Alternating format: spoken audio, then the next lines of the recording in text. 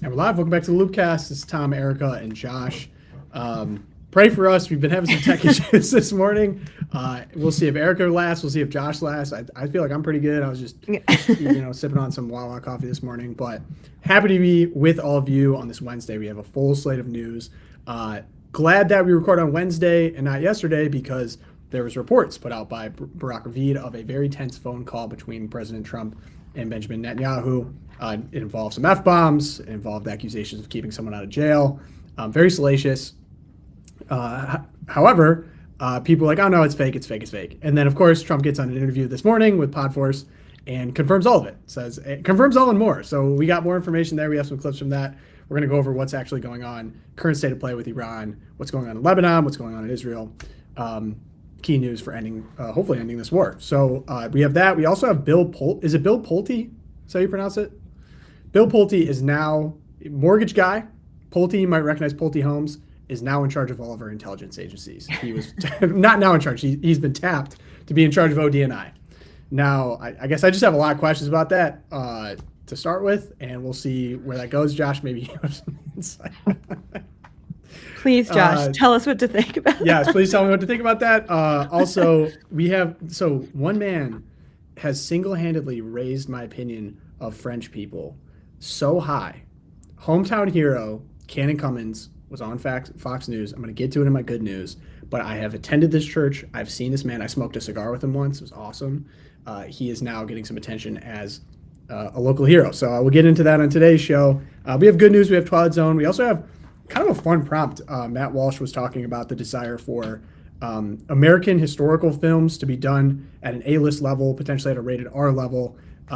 And we just have so much to draw from. And he was mentioning a few. We were talking about our favorite Americana movies as we move towards the 4th of July. And with America 250 coming up here. So forgive us. We were dealing with a lot of tech stuff. We were doing some work for America 250. We're going to do our best. We'll have fun. It's going to be a good show. We'll get through it together. But before we do, of course, we got to talk about Charity Mobile. My favorite sponsor, the OG sponsor, because now more than ever, it's important to do business with companies that stand with you and your beliefs. Charity Mobile is a pro-life phone company that serves pro-life customers and supports pro-life, pro-family causes. They send 5% of your monthly plan price to your favorite charity, and they have sent millions of dollars to charities over the past 30 years. Not only that, there are no sacrifices when you switch to Charity Mobile. All of their plan prices start under $50 before taxes and surcharges, and their nationwide coverage is the same as the big guys. And their friendly pro-life customer service team is based right here in the United States. Plus, Charity Mobile is running a special promotion for our audience. Use promo code LOOPCast to get the free phone offer with every new line of service, plus free activation and free standard shipping. Switch to Charity Mobile and buy the way you believe. To get started, visit CharityMobile.com and use promo code LOOPCast. That's CharityMobile.com, promo code LOOPCast. Before we get into it, how are we feeling, Josh and Erica? Love it. That's what I'm talking Love about. Charity Mobile. Bring the juice. Okay. So we got a little timeline here. I had Erica go take a look at it. The big thing that dropped that I think everyone's paying attention to, and I'll share it on the screen here, is this Axios article. It might look familiar. Barack Ravid, I believe, was formerly in the Sorry IDF. about the French to all the... are hide people your in the children. chat mad about the French? No, I'm just thinking if my kids were watching it. There's definitely... Oh, yeah. Sorry. Yeah, on right the up screen. on front there. Yeah, Not right actual up on French, front. Tom. A swear word. Our president said it. He confirmed it. No, sorry, not my new favorite French guy. You're effing crazy. Trump fumes at Netanyahu and call on Lebanon. This is from Barack Ravid and Mark Caputo. This might look familiar. A version of this argument has happened actually for the last 4 presidencies, which is an insane testament to the longevity of Benjamin Netanyahu. I was actually going back through, Ronald Reagan wrote in a memoir, I believe, about a conversation almost exactly like this with Benjamin Netanyahu himself, which is crazy that he's lasted this long. So we get this conversation, a little bit of the details here. If we go to the timeline, Monday morning, Israel announced renewed massive strikes. This is, of course, amid a ceasefire, quote unquote, which is confusing. And Trump actually addressed the kind of confusing nature in this interview, so I'll save it for that. But we're in a ceasefire apparently, but there's a lot of firing during the ceasefire from all sides. Like most Iran, Middle Eastern ceasefires, there's a lot of shooting during the ceasefire. Yes. Iran is shooting. We're shooting. Israel's shooting. Well, we don't want what's going shooting. on. We don't want, what's going on between Israel, all that fighting, because it affects what we're doing with Iran. That's I mean, we don't like it in and of itself, obviously, but the secondary effect is also very annoying. Yes. Thank you for clarifying the frustration. I think a lot of Americans feel. Why are we sacrificing this? Israel also invaded and shows no intention of giving back parts of southern Lebanon, which is a key part of this too. What was the Eric? You said they took over a house from the Crusades, right? Not a house. They took over a castle. So this is Beaufort Castle. It's the farthest they've ever been inside Lebanon in decades and decades. And the interesting thing there was that Hezbollah was entrenched in this castle. And you look at it and it overlooks all these valleys. You can see why it's really strategic for seeing invasions coming on up the valley. There were Hezbollah embedded in there. So the IDF comes in and they start posting all over social media. We took the castle, and there's pictures. Then Hezbollah sees all the social media posts and they send in a fleet of drones and kill 3 IDF soldiers because they're like, oh, we know exactly where you are in the castle. Right. It was just one, the brain trust of the IDF was up there doing that. But it's the reason why it's so important is that it is so far from the Israeli border. It is so deep into Lebanese territory. Yeah, and it's a symbolic victory. Symbolic victory, and the justification of the IDF is we need to create a buffer zone, quote unquote. Mm-hmm, I mean, it's very similar to what they did in Gaza and now what they're doing in Lebanon. And the Lebanese are kind of like, well, are we going to get this back? To respect this border. The attacks from Hezbollah are kind of like, well, we're going to attack you if you're in our territory. And then to frame that as somehow a defensive action. So all of this, as Josh said, is interfering with our ability to actually make a meaningful deal with the Iranians. The Iranians actually completely cut off negotiation over this. They said, if you will not stop this aggressive action in Lebanon, it's already killed about 3,000 civilians. They've blown up a lot of the buildings and infrastructure. I love that assumption. Like what? The United States owns Israel? Isn't it kind of the other way around? You said it, not me, Josh. You said it. Listen, I've been accused of all kinds of things for suggesting such. Wow. We are going to hear from the chat. Yeah. I mean, it's a little bit of a joke, but I was just going a little Pat Buchanan there on the. Thank you. We always love going a little Pat Buchanan. That's correct. Welcome. So anyway, we're in this problem. Iran says we're stopping. We're not going to negotiate if you keep doing this. That's when we get this phone call. Now, Mark Levin. Sorry, I don't like to make this about all the personalities, but Trump himself posted on True Social, hey, go tune into the Mark Levin show at 8 p.m. Like, it's going to be awesome. We get this tweet from Mark. We have, the leak in Axios was a violation of federal law and provided support to the Iranian regime and its Hezbollah proxy. Let me zoom in a little bit. Whoever leaked that story to Barack Ravid at Axios did a grave disservice to our president, to Israel's prime minister, God forbid. The Iranian regime will benefit from that leak, viewing us as weak and desperate for a deal, even coming to Hezbollah's defense. The Israeli people will also be furious. The missiles are aimed at them, not Washington. And for 100 other reasons, what was thought to be a devastating political hit on Netanyahu by the leakers about a private phone call between heads of state has done much damage to us and our military and our diplomatic strategy. And if the leakers or others believe Israel should abandon its survival for some deal, they will have a very hard lesson to learn. If the substance of this call is accurate, is it bad enough? It is bad enough in my view. Will there be an FBI investigation to determine who leaked? If not, why not? So there's a lot of people saying like, well, this isn't true. I saw a lot of takes too. This is very similar. Actually, Barack Ravid did the same thing under the Biden administration. It would be Biden, I believe, called him an a-hole on a call over the ethnic cleansing going on in Gaza. That, of course, was very unpopular domestically and then for the Democrats. And then you get to go away saying, hey, look, I was stern with Netanyahu on the phone. I don't like what's going on here. But when it gets leaked over and over and over again, as we said, 4 presidencies, it really is kind of like, I can say just personally, it feels like this was an intentional leak. It feels like this is kind of, it gets to satisfy the bases. Israel gets to look like they restrain themselves. Trump gets to look strong to people that are very frustrated with Israel and the war, what's going on. And so now Trump comes on Pod Force 1 in the morning and just absolutely confirms everything. So we have a clip from him. I think you're right, though, about that assessment. It does feel like it was a planned leak. Yeah. And Trump has a long history of doing this kind of thing and using the media. Like, actually funny, I think back to Theodore Roosevelt. Theodore Roosevelt was a media wizard. He needed to get things out to the media, to tell his side of the story, set the narrative. This feels very, Trumpian, and people kind of see through it, I think, now, because it happens too much. But here's the clip of him confirming on the show the next morning. Today. Now, Axios reported that you had a phone call with Bibi Netanyahu, the Prime Minister of Israel, in which you were angry with him. You said, are you effing crazy? What are you effing doing? I helped you stay out of jail. Is that true? Did you speak to him in those terms? I did. I wouldn't say angry. I was a little bit perturbed at his constantly fighting with Lebanon. You know, at some point I said, Bibi, we got to stop this. We got to stop it. Today. Now, Axios. Also, some of my other favorite. This one real I've quick, just real quick. Yeah, go for it. If he, did not want the leak to get out, he would have said, "I never said that," or "I don't want to talk about that." But he was perfectly willing to talk about it. So that kind of confirms your theory. Is my point. Thank you, Josh. Also, Benjamin Netanyahu was asked in an interview, I believe this morning as well, who basically confirmed the same thing, all but the staying out of jail part. I think he said, "Well, I'm not going to go into details on that because." He is undergoing a corruption trial that has been on pause since the war started. So, so both of them being kind of chummy to media afterwards kind of suggests to me maybe this was planned. I'm not sure, but there's a couple clips from the interview I'll get to before we get into the broader story. This one I've just thought about a lot personally. I'll play it on confusion. So everyone said it was going to be $300-400 a barrel. It's $98 a barrel.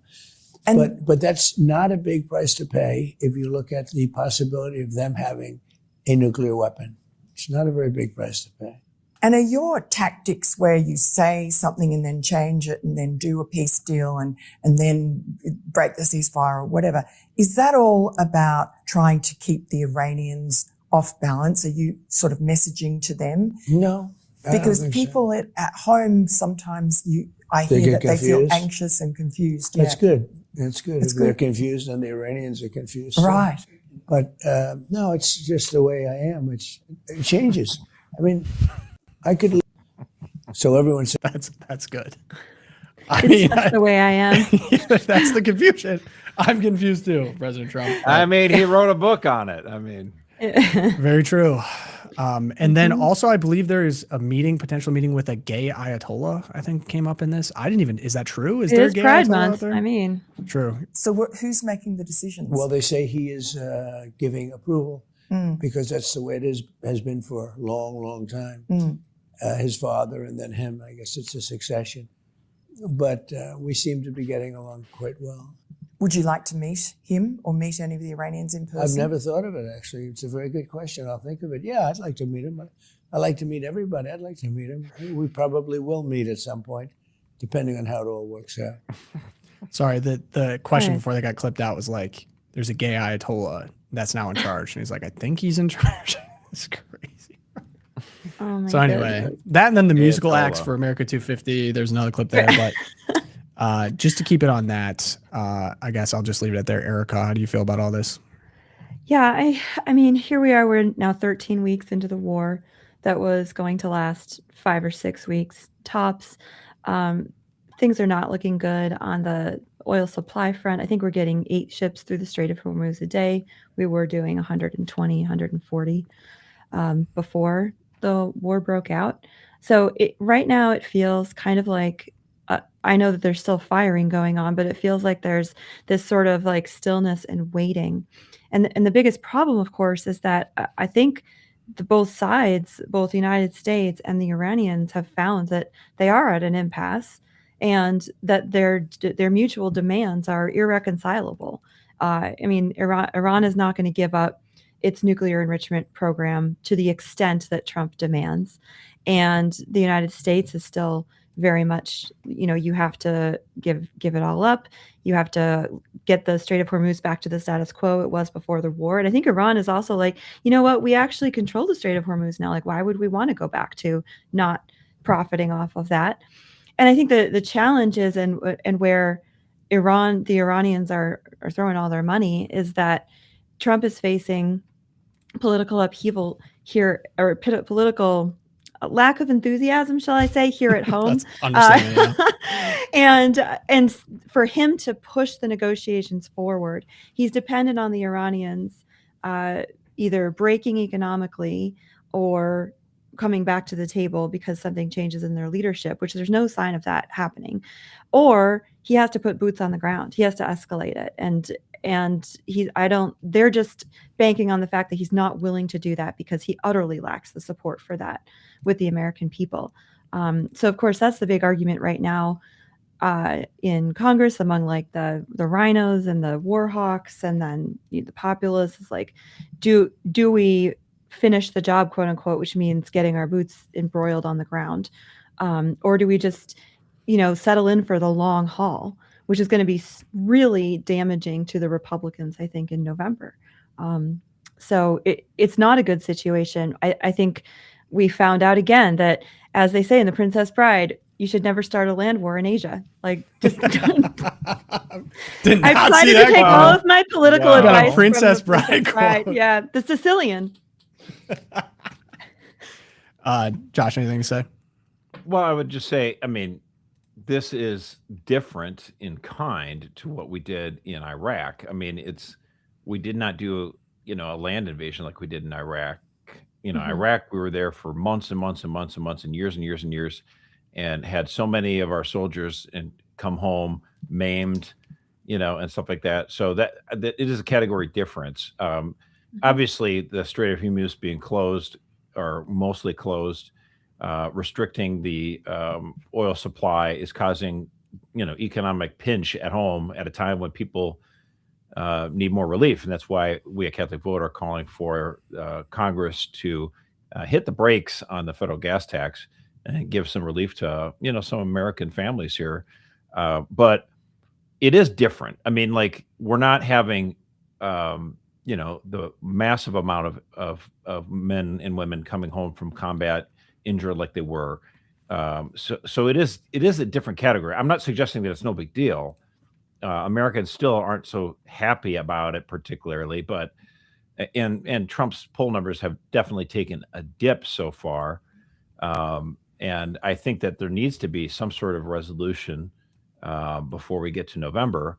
But it's not exactly fantastic for Republican office holders who are trying to get the agenda moved forward. And Heritage Foundation came out with a really good reconciliation package. A lot of different policies they have come out. They just released it, I think, yesterday or this morning. And these are great policies that could help the American people, help American families who are kind of, in a pinch right now, and they could use a little bit more affordability. We would love to have the federal government spend less money on war, for example. But it remains to be seen. The thing is, in politics, a week, a month can be forever. And that's what I said when you and I, Tom, were talking about this earlier. Like, I had hoped that this would be wrapped up after about 5 or 6 weeks. Not exactly Pollyannic about it. Like, I know it might take longer. But if this thing does get wrapped up, let's say, and there's several months after it being wrapped up before we actually vote, the American people's attention might be turned to something else. And the economic effects would still be a factor, of course. Yeah. But you can't, the unfortunate thing is you can't just leave and then go back to normal. You're not going to be able to go back to normal economically. You're certainly not going to be able to go back to normal for all of the people that were previously part of the coalition that feel betrayed. I go back to, I sent you the Matt Walsh thing, and I think it kind of sums it up, because this is how it's kind of felt wading through what just seems like a really short-sighted, obvious mistake that's now dragged on for months. Pretty much all of the prominent voices who supported the Iran war assured us it would be over by now. None of them will admit that they were wrong. Even less will they admit that their initial assurances were based on nothing but their own wish casting. This whole S show has been an enormous waste of time and resources, and our country has not benefited from it at all. Its advocates have moved the goalposts repeatedly, and have even to this day refused to clearly articulate what constitutes a victory and how we'll know that it's been achieved. 2.6 million views. I thought that was a pretty so I have a question, because the way what comes back whenever Trump or one of his mouthpieces is confronted with that statement or statement like that, the response is, well, the benefit is that Iran does not have a nuclear weapon. Mm-hmm. So I guess, Tom, my question for you is just the hypothetical. So say in 2 years there's incontrovertible evidence presented that in fact Iran was about to go nuclear and to get the H-bomb and whatever bomb we're on now, and this decision to go to war prevented that or kicked it down the road 5 to 10 years. Would that change your estimation of what we had decided to do in March? In that potential hypothetical, yes. I mean, as would, I guess, with Afghanistan, did Iraq have a WMD? If we Around, find out yeah. 20 years, whatever, in the Middle East, someone in that Middle East area had it and we invaded and we prevented it, then yeah, that would be a great deal. We found that to be false. And I guess what we have so far to go off of is that Tulsi Gabbard, the head of ODNI, who's stepped down and now being replaced, testified that the intelligence community has verified Iran does not have a nuclear weapon. They're not building towards a nuclear weapon, at least at that point in time. And like we can't make decisions off of Which was wishcasting. week 2 of the war, right? week two of the war, Yeah. wishcasting, what we knew at the time. And then the stated reasoning immediately after. Well, one, I guess the issue is there's no case made to the American public to even do this. And then immediately after it was done, it was, well, they were going to strike Israel, so we needed to get involved before they struck Israel or our bases in the Middle East. And that's straight from the mouth of Marco Rubio. The story's since changed, many different times. But I guess I'm confused by that anyway, though, because like, let's say Iran did get a nuclear weapon. Sure. Israel certainly doesn't enjoy that, but they have the Golden Dome, and we do have Star Wars, SDI. There are ways to prevent an improper nuclear weapon being fired. I'm just saying, like, it just seems to me like, the excuse. I mean, I don't know. I guess I'm shell shocked because I remember in 2003 in this buildup when Secretary of State Colin Powell was going before the United Nations, and I supported the war at the time. I'm not going to pretend like it didn't. My biggest contention was that Saddam Hussein had violated the nature of the peace treaty that he had signed to end the war, but that didn't necessarily mean we do a land invasion. And we're told there's these weapons of mass destruction, and we go in there and there wasn't. Crazy that a regime would lie and say it was more powerful than it was. Duh. So isn't that also the case? Couldn't that also be the case here with Iran? Like, oh, we're only weeks away from a nuclear bomb. Ha ha ha. Like, yeah, maybe you are, or maybe you're not. Iran wasn't bragging that. Israel was bragging that. That was Benjamin Netanyahu. I know for 40 years. Yeah, fair enough. But I mean, again, would another regime lie to get us to use the most powerful military in the world to attack their enemies? We've seen that just to be true over the last 30 years. So yeah, I mean, of course, in that hypothetical, yes, like if some evidence emerges, I think the problem now is it's almost worse than all of the travesty, the $1 trillion, the American dead, the wasted opportunities, all for a more agitated, not more safe, thousands of people in the region displaced or killed, or it's not a more peaceful or settled region. The whole promise, maybe I just feel too personally on this, but the whole promise of Trump coming back, the reason he stuck out in the primaries was two things. I can't be influenced by the lobbying groups that have influenced previous politicians. He pointed it right to their faces, Ted Cruz, all these different people. He went right to the Jewish coalition and said, you're not going to like me because you can't buy me. You can buy everyone else. You can't buy me. He went and did that to all the lobbying groups. And that was a convincing argument to me at the time. The second argument was Afghanistan was a mistake. We should not have been there. It's not made the world more peaceful. It's expensive. And the Bushes were a part of orchestrating an obvious lie that cost us American lives, dollars. Yeah, more about Iraq. I mean, more than Afghanistan. Iraq. Which, of course, has I mention all of them because Obama's complicit. Biden's complicit in some ways. So, yeah. So what I'm saying is the general You're right, policy though. There's two things that Donald Trump, when he first ran for president in 2016, two ways he was categorically very different from the rest of the Republican field. Number one, he was totally against amnesty. He was against illegal immigration, and he campaigned very hard on it. And number two, yeah, I mean, I remember those debates. He just turned to Jeb Bush and said, you guys were stupid. I mean, it was stupid. We were stupid to go into Iraq. That was really, I mean, just dumb. He just called it completely stupid. And then, I think it's perfectly fair for those who don't want foreign entanglements and do not want us to be involved in foreign wars to say, gosh, wouldn't Donald Trump 2015 call this president dumb for doing what he's doing in Iran? Same guy. Yeah. Yeah. And all meaningful dissent has just been rooted out and then ruthlessly mocked by the president himself or whatever. It doesn't feel like there's voices in the room that are at least publicly saying, hey, maybe we should pull back. Maybe this isn't a great idea. And those people would be representative of a lot of the American public, in particular, a significant portion of the Republican Party or conservatives or whatever you want to say. So I think the further problem here is because the case wasn't made and it was such a betrayal of a core promise, the trust isn't there anymore. So now every time that Trump, and this gets to the confusion point, we don't trust you. I know you're trying to confuse us on this, But if you come forward years from now and say, well, look, we found this, I think I'm less likely to trust. I've just become so cynical because there's just been this obvious propaganda going on, no case made to the American public with convincing evidence, to where now there's a messaging problem, there's a trust problem.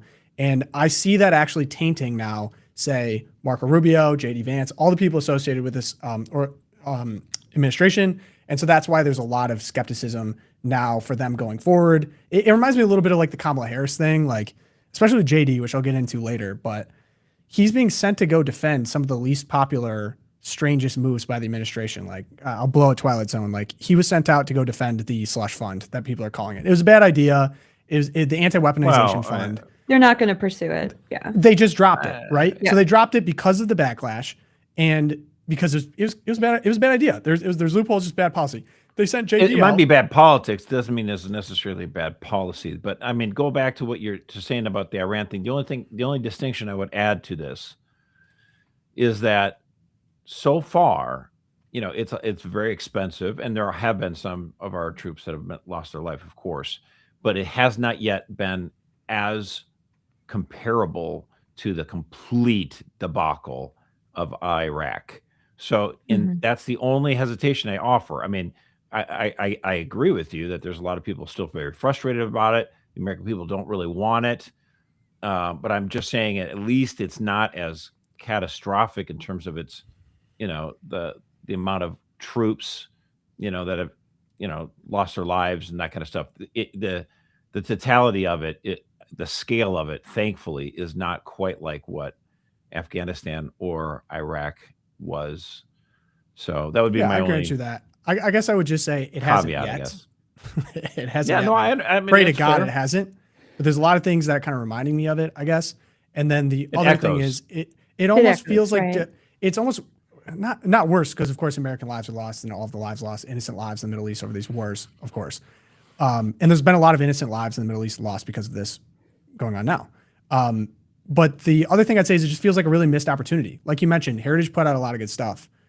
That could be the focus. Like if we weren't in this right now, if we weren't, saber rattling Venezuela or Cuba's the next one, it's just like everything's been so foreign facing that we're missing on a lot of these fights that I feel like the American people wanted. Like the American people wanted to fight over Right. immigration, deportation, the economy, safety in our streets, like all these things. So it's almost, I feel like more of a missed opportunity that maybe hurts more because you're like, this thing had so much potential and it's just evolved into a series of like the tariff blunder, the Epstein files, transparency, and now the Iran war. And it's like, we're just in this, we can't get out. We can't get out. We can't focus on what we want to.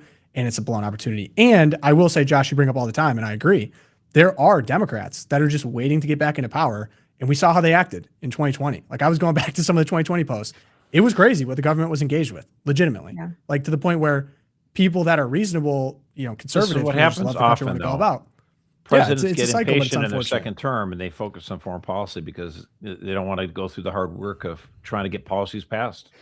You thought if someone could, it would be Trump. So I just got footage too of Iran struck an airport in Kuwait. That does not seem to me like peace talks are going well or we're going in the right direction. So we could be looking at, unfortunately, a lot more war. So that's what we got on that spot. I'll move on now to the next section. But before we do, we have America 250. We're just recording something for it yesterday. It's going to be an awesome event. It is in June. Now, I don't want to give the wrong advice out. I think we sold out, right? That's what it says. I think we sold out, which is America awesome. 250 sold out. Amazing. Excited to see you guys. What happened but is you we can did join sell out. virtually. We did hit the we did sell out. We did hit the mark, and then as sometimes happens, a few people cancel or whatever. So we might have a few tickets. You can still. So if you're able to register for tickets, that means there's a few left. But I don't want to promise anything because they're getting. We just released a little bit, and then they got gobbled up. So that's why we're trying to tell people go ahead and if you don't not sure if you're going to be able to make it. I mean, if you can try to get tickets, great. But if not, we always have the live stream that's going to be available, and we have people tuning in from all over the country are going to be watching it. Fantastic speakers, from Kelsey Reinhardt to Cardinal Burke, as you mentioned, Michael Knowles, Isabella Brown, and Cecilia Jean. A lot of people like her content. She's amazing. We have her at Zeal. So I'm looking forward to this. I think it's going to be a great event. Me too. And then if you can't, you can join the prayer movement or join the live stream. So if you can't go in person, go check out the prayer movement. I just put the chat in there. I've been thinking a lot about praying intentionally for the country as the 250th is coming up here. I think it's just really powerful and important. So if And you want to join us. for those to add to that, you can start the prayers up today. I know we've been praying the prayer that Cardinal Burke wrote for America 250, but it is also the first day of the Sacred Heart Novena. So you can rev up with your family for just one of my favorite feast days of the whole year, Sacred Heart. Can't And that beat it. also means that not only we have the feast coming up, but you can do First Fridays. So Tomorrow. No, Friday. Kelsey Reinhardt has been encouraging people to practice the 9 First Fridays devotion. Hey, get started this year. Even if you haven't done it yet this year, start it this year in the special anniversary year and hit that First Friday for 9 consecutive First Fridays in a row to honor the Sacred Heart of Jesus. There's lots of spiritual promises that are Jesus gave to St. Margaret Mary. So, go for it. Get started this week. Go to First Friday Mass this Friday. Okay. Awesome. Okay. Do you want to touch AI briefly, Erica? Yeah, we can just go through a few updates on the AI front. This is kind of a potpourri for everyone who's interested in these little sort of tidbits on what's going on in that sector. So we got another lawsuit. We had Florida this week filed a lawsuit against OpenAI and specifically its ChatGPT platform for concealing risks while giving teenagers specifically advice on how to commit suicide and providing instructions on how to plan mass shootings and other crimes. So Florida's Attorney General, he got out there and he's like, we're taking them. They can't do this in our state. And again, this is joining sort of this growing movement of lawsuits from parents, parent groups, state attorneys general against these giant OpenAI platforms for operating without protections for young people who are most vulnerable here. So that's Speaking of protections. Yeah, go for it. Speaking of protections. Well, Trump finds an AI policy he can live with. The president signed a downsized AI order after postponing a similar measure last month. Quick background. Signed an executive order yesterday asking AI companies to voluntarily submit powerful new models for government review just 30 days before public release, a significantly watered-down version of the policy he was set to impose last month, which he rejected hours beforehand, saying it would get in the way of America's competition with China. Yeah, so specifically what he was watering down there was originally this was a 90-day review period, so giving the government much more of a an on-ramp to really dig into what were these AI capabilities. And over the last few weeks, he's been on and off, like, I'm going to sign it, I'm not. Finally, we water it down to 30 days. And like you said, the arms race in question here today seems to be an AI arms race rather than weapons or bombs or missiles or planes. We're looking at an AI arms race with China there. The other big news on the financial front with AI is Anthropic filed to go public this week with the IPO following. And the IPO filing for this so the initial public offering, it's built tens of billions of dollars. And so Anthropic is now joining the other public platforms. They're expected to be among 3 high-profile companies preparing to go public this year, joining SpaceX and OpenAI, which started the whole AI boom in 2022. And their IPOs, which will be among the biggest ever, could create a tsunami of investment and employee wealth and mint the world's first trillionaire, Elon Musk, who owns about 50% of SpaceX. It's also expected to supercharge the number of billionaires in the United States with the amount of money that this could generate with these 3 companies going public. I mean, a lot of nervousness about they that. can always donate to the LOOPCast. I'm just saying. You got extra money. We know what to do with it for sure. Why? Or the government could take 50%. I saw that's the Bernie other Sanders' option. suggestion. AI is a public resource. You should own half of it. 50% tax. Yeah. So Elizabeth Warren and Bernie Sanders, their solution is to just start taxing it all at 50%. If you pull up the Bernie Sanders op-ed, this was in the New York Times. I just love how they went full on like propaganda Soviet artwork for the header of this one. It's just of the workers with the like opinion article. Yeah. Yeah. Oh my Darn gosh. sickle and all that. Yeah. It's all What's there. what's the argument there? Yeah, the argument is, well, if we're going to get the AI revolution, it should belong to the people. And of course, by the people, he means the government taking half of the revenue from AI and taxing these countries. They are like countries. They they are are all like small countries. countries. They have bigger Taxing these economies. companies as much as possible. So that's the argument there. Hopefully, I mean, they're also hoping to just slow it down, because I'm not sure American prosperity really is Bernie Sanders or Elizabeth Warren's ultimate goal. It's more just, let's just slow the growth on the AI. And of course, they're also No, calling it's they for want to more. control. They want to control They want as much as control. they can. I mean, these are little commissars, and they want their little oyster Gruben guy or whatever in Maine to join them. Graham Plattner. So we're stuck Yeah. between commies and lizard people. People that give What too many could go lectures on wrong? the Antichrist is essentially the choices we have before us. You got it. All right. Glad we did an AI checkup. Not super thrilled. All right. Please give me some good news, gosh. Erica. Okay, I love good architecture. I love beautiful public spaces. And Columbus Circle is back, baby. I'm so excited about this. Doc, we are still doing good things here in the United States. So here we have Secretary Doug Burgum posted, Secretary Sean Duffy officially opened for the public Columbus Fountain. Now, I lived in D.C. for 4 years for college, and I worked in D.C. in the summers. I went by this fountain every week, and I didn't know it was a fountain. But now we know. So Now the we know. restoration, it was beautiful. They scrubbed down all the beautiful white marble. They cleaned out the pool around it, and now it's bubbling again, and people cannot believe it. They're like, We can DC just is do beautiful. things. We can just clean the fountains. It's amazing. So this was originally designed, I did a little digging. Columbus Fountain, the statue there, it's beautiful. I love walking out of Union Station. It's so impressive. You see the monument, and then up the hill you see the Capitol dome. It's a stunning sight, and even more so now. It was dedicated originally in 1912, and it was part of this public works effort in DC to really elevate the city.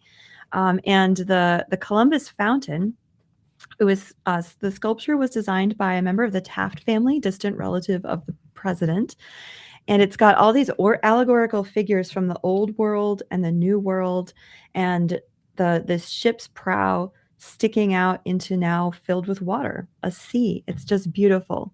So this is the time to visit DC before the Democrats get back in power, because not only Columbus Fountain, we also have the reflecting pool has been scrubbed out and cleaned in front of the Lincoln Memorial.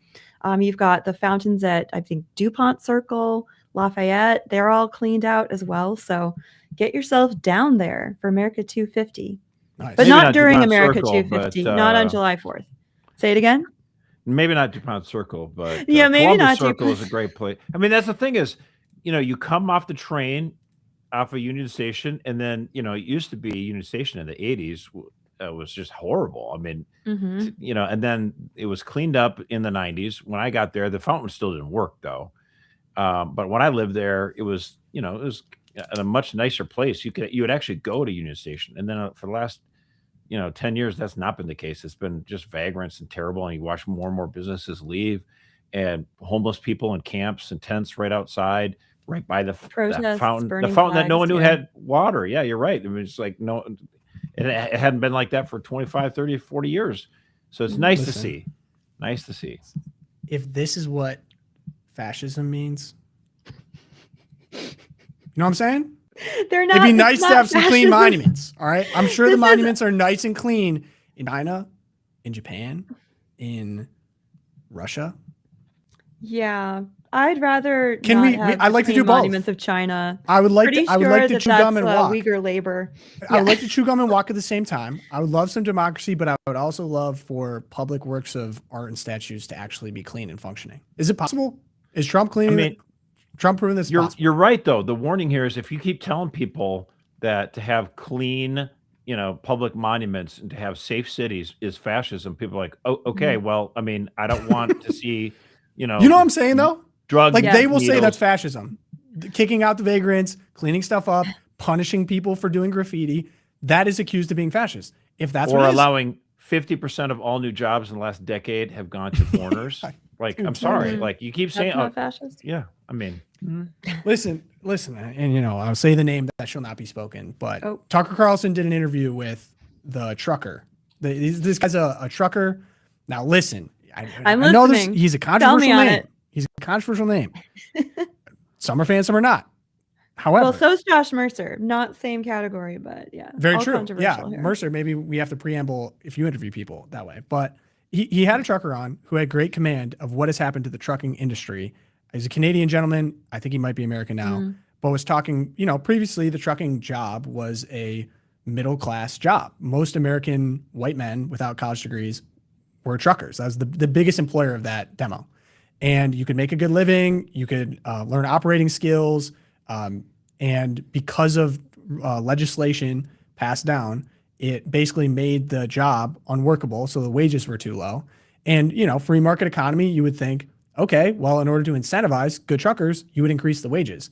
Instead, it just got opened up to foreigners. And so you see people on the road now that don't have a proper CDL, that can't speak English. I mean, these are like baseline things that we should want.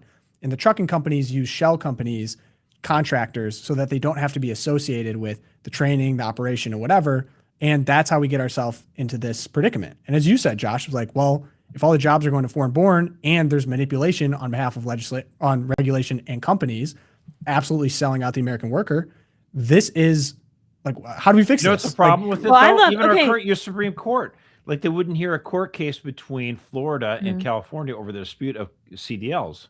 It's like, Well, did you see what Sean Duffy did? You Tell me. can't just do this. So Sean Duffy goes to the state of New York, right? Because New York has been issuing these CDLs with no testing requirements to foreign-born immigrants. And so he goes to them and he says, you need to revoke your illegally issued trucking licenses. And New York says, no, we're not going to do that. We're not going to give you the information. We're not going to help you out. So Sean Duffy says, fine, I'm going to withhold your $73 million in whatever the Department of Transportation gives them. And not only that, but now he's saying since they're still not complying, he's going to revoke the state's right to even issue these CDL licenses in the first place. So that, like, we can just do things and we can take steps to punish states that are doing this to the American people. And say, why not California too? Like, we currently have people. So it will be a company in America. They use a contractor, a non-American contractor, that take contracts that move U.S. military equipment right now. Which seems insane when you say it out loud. It is insane. It is insane when you say it out loud, but that is the current state of play. Now, it's one thing, and I think he's saying like Sean Duffy genuinely is trying to do a good job, like by doing what you just said. Amazing. But the issue goes so much deeper than that. Like, you need to punish the companies. It's not you even need to go just- after the companies. Yes. It's like, but I mean, how is it that you can't put forward a bill in front of the Congress saying we have to stop New York and California from giving out driver's license to foreigners who are here in the country can't read illegally, English. who don't speak or read English? And how does Right. that not get 90 votes in the Senate? Like, the Democratic Party is absolutely black. Oh, it's not just Democrats, their Josh. core. The most I know illegal that. I ones know handed that. out are I know it's Florida not- and whatever I else. know there's, But I think to add to your full point is the people that represent all of our states are paid by lobbyists to keep this cheap kickback system going. The only people that are getting shafted by this are American workers. It's not the foreigners. It's not, and I don't even blame, again, this is not, I'm not like a, ethically anti-foreign or whatever, but like an Indian that is coming here to make more money than they would make in India, I don't blame them. That's trying to maximize your opportunities. America should act like a labor union for Americans instead of selling out on behalf of other countries' interests, other business interests, instead of the people, again, the white, high school educated man that had a good life, a good way to provide for their family, and now don't. And then it all got shifted into financier and drop shipping, like whatever weird stuff is running our economy now, AI. citizenship should mean something. They should, our representatives should put forward a bill to actually go after these companies, but they won't because they're paid by them and they benefit from the status quo. And that's the frustrating thing. So I was just railing against the wall. It's like, how long can we go after this until we get change? And I don't know what's going to happen. But All right, so anyway, back go to the listen to the interview. That's my good news. Yeah. Yeah. Thanks, Josh. My good news is Go for it. Pope Leo was giving a talk to educators. Actually, it was today. And he talked about, artificial intelligence, and that actually might require, teachers to be better prepared to make sure that, that maybe adjust the way you teach, and the way you grade stuff so that, kids can't just coast through by using AI to write papers and that kind of stuff.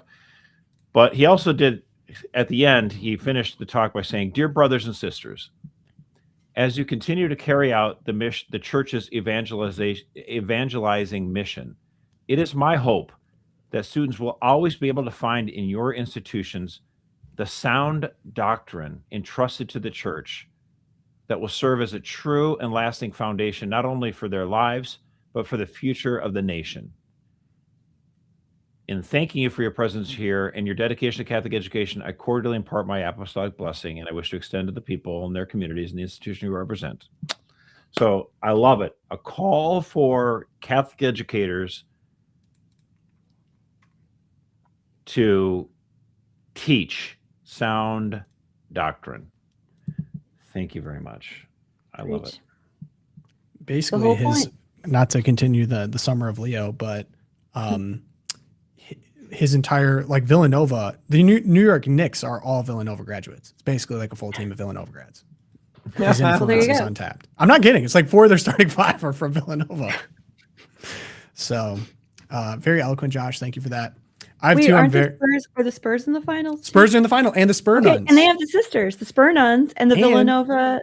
May I say, Luke Cornett got the blessing before the game from the Nuns. He had the game-winning block. That was the play of that game, was the block. It was a 4-point swing. That could have kept it close. I think they ended up winning by like 4 or 5 points. So, again, I'm cheering for him NBA. just because of how stellar he was in standing up against the absolutely atrocious Atlanta Hawks. Yeah. Hawks promotion they had with the strip club.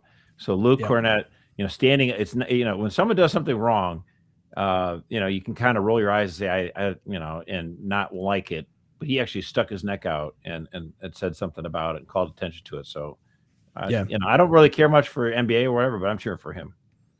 And Wembanyama is so fun to watch. And it kind of brought back, after they beat the Thunder, there's some cynical people that were like, because he was basically crying after. He was crying. It's a young team. He's had a lot of expectations. It was a tough series. You get to the end of it. He's hugging his teammates.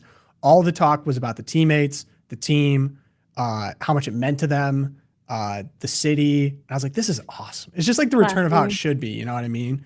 Yes, you want to win hard. You want to be emotional. You don't want to make it all about yourself. It's a small market team. You're going up against these juggernauts with the Knicks. Yeah, I just love the storylines. Shout out to the Spurs and the Spur Nuns. All right, I'm super excited to talk about both of mine. I'm not sure if this has reached your radar, but I'm kind of a bird watching guy now. I took some sweet pictures of birds on vacation, and I'm fired up on it. There's this young man from Oklahoma who is showing off his talent to his classmates. And I mean, I just got to give you guys a little sample here.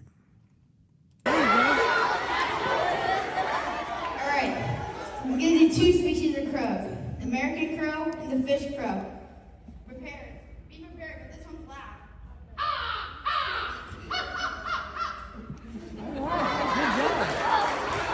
And then the fish crow.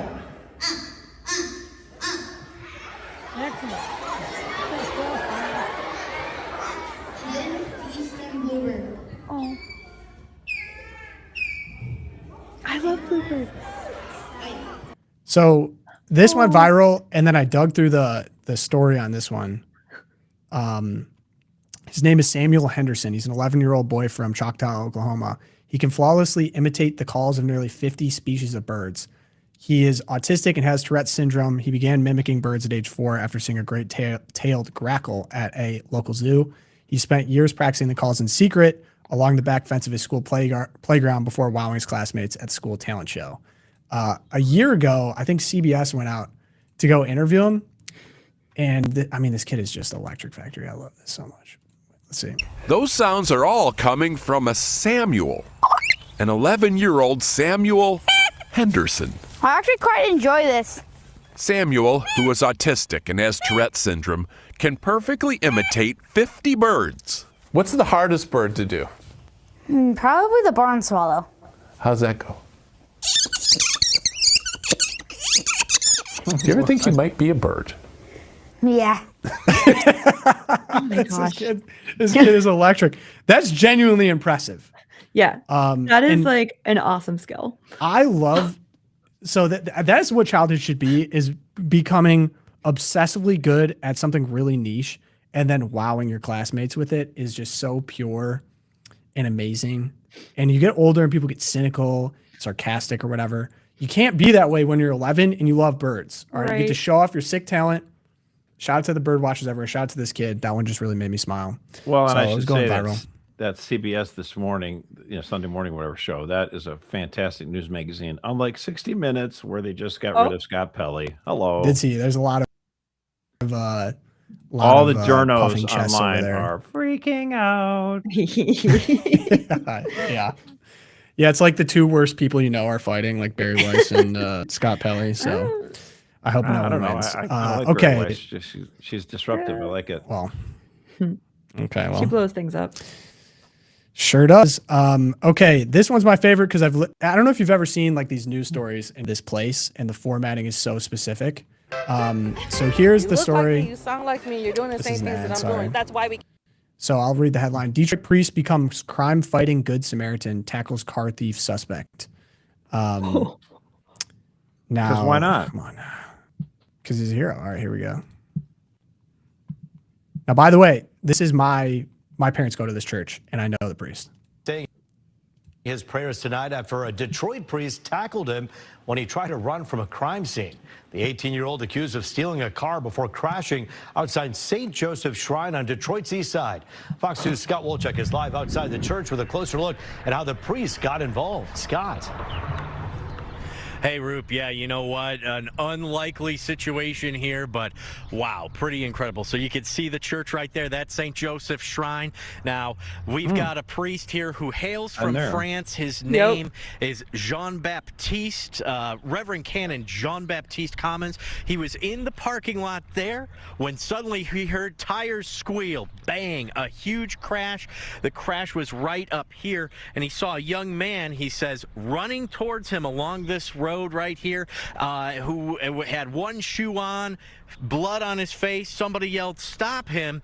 And that is when Jean-Baptiste went into action. He says that he was able to tackle the suspect onto the ground. Another member of the church here was able to help out as well, and they held this 18-year-old down until the police were able to make that arrest. So what the heck happened here? Well, police say they had seen this car speeding, tried to initiate a traffic stop. Before that could happen, the crash took place, and so a woman was injured. Thankfully, she is going to be okay, but then the suspect took off running. They are behind bars tonight. Police do believe that the vehicle was stolen. Take a listen to Jean-Baptiste and how he knew how to spring into action. Grabbed him and put him down. He was resisting a lot, trying to run away, definitely, and so I had to unfortunately give him a few punches and hurt my hand a little bit. Nothing major, but making sure that there was no threat, since I didn't know if he had a gun, if he had a weapon. And it was definitely, suspicious behavior and probably guilty of the accident. As soon as I had the police officers take care of this gentleman, I rushed back to the lady, make sure, if she needed the anointing of the sticks or a blessing or something. So I was there too with the medics, and she was not very responsive. Her eyes were twitching it a little bit. What'd you do later? Like after all of that happened, just back to normal life? Yes, I went and had to do my prayers as usual and have dinner with the community and. Wow, just another day. Just another day in the D. Dude, tat that on my chest. Just another day in the D. That was awesome. In this reporter, like, how Polish American can you get? Steve Wolchuk is on the scene, and then you get this like round, blonde face, this giant reporter. That was awesome. That was the best clip. Canon Cummins has single-handedly elevated my opinion of the nation of France with this interview and his life because he's amazing. Think about it, Tom. Yep. If you're a Catholic priest from France and you're wearing the full cassock, you're not the problem. You're the solution. I love they come down to the knuckles. He's got bloody knuckles. This is. I cannot speak highly enough of Canon Cummins. He's the best. The canons at St. Joseph are amazing. Shout out to the Institute of Christ the King. Hilarious. This was getting shared around because my mom sings in the choir. This is I've been here. I've parked at all these places. I've shot weddings here. The church is breathtaking. It's a German cathedral from either late 1800s, early 1900s. And they're turning the whole neighborhood around. So, there's still some rough spots like what happened here, but overall. Oh, it's not a nice area for anyone. Yeah, wondering. but it's getting better. They bought a plot of land across the way, and I think they're going to turn it into kind of a community living situation, which is fantastic and totally well-deserved. They actually they won a grant. Yeah, they won a grant to refurbish the church because it's a historical piece of art. And so you saw all the scaffolding above. They're working to restore it to its original condition. They have a lot of really talented people working on that. Because of the stained glass at that church, it's actually on the National Registry of Historic Places. Yeah, it's amazing. If anyone gets the chance, again, not a super nice area. They do have security. That was the thing. If you go to Mass there, they have a security guard working while Mass is going on. Maybe not 24/7. And so we were kind of I'm surprised security didn't handle, but that was outside the sanctuary though. They didn't need security. They had the cannon. And we did a Mass. So we shot a wedding there, my wife and I. And the Canon Cummins said the Mass was friends with the couple. And afterwards we were doing some pictures outside because the area, the building's really beautiful and they have a nice kind of nature area in between two of the buildings. And it's the area kind of super surrounding, not super nice, but anyways, we're doing the pictures and it was on their list to smoke a celebratory cigar before we went to the next location. And we were oh, Canon comes from Canon, he's from France. I'm I'm for sure this guy has probably smoked a cigarette before. And so we hand him around. He's oh yeah, I can do it. I got to go write my homily. I can't stay too long, but he's we got some pictures of him around the circle. It's the best. It's just the best. Shout out to the Canons. Okay, so let's get on to C Block now. Surprise for many, Bill Pulte. Pulte you might recognize from the home building company. Well, that's definitely a regional thing. I don't know if people across the country. Oh, I did. Is it really national? I don't know, but I certainly did. I'm not sure. It's pretty big. But Erica, I got all the background. Is he now in charge of all of the intelligence agencies? How does this work? Yeah. So the director of national intelligence, Tulsi Gabbard, of course, left. Her husband's very sick, so pray for them.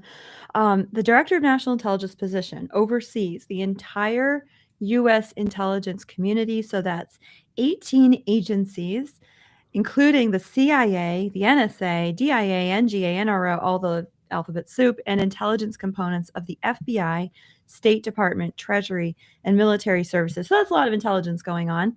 And Bill Pulte, this was a surprise. He has been nominated by President Donald Trump. He's only 37, but he's already made a pretty big name for himself. A lot of enemies too in DC. And so he first built this national profile.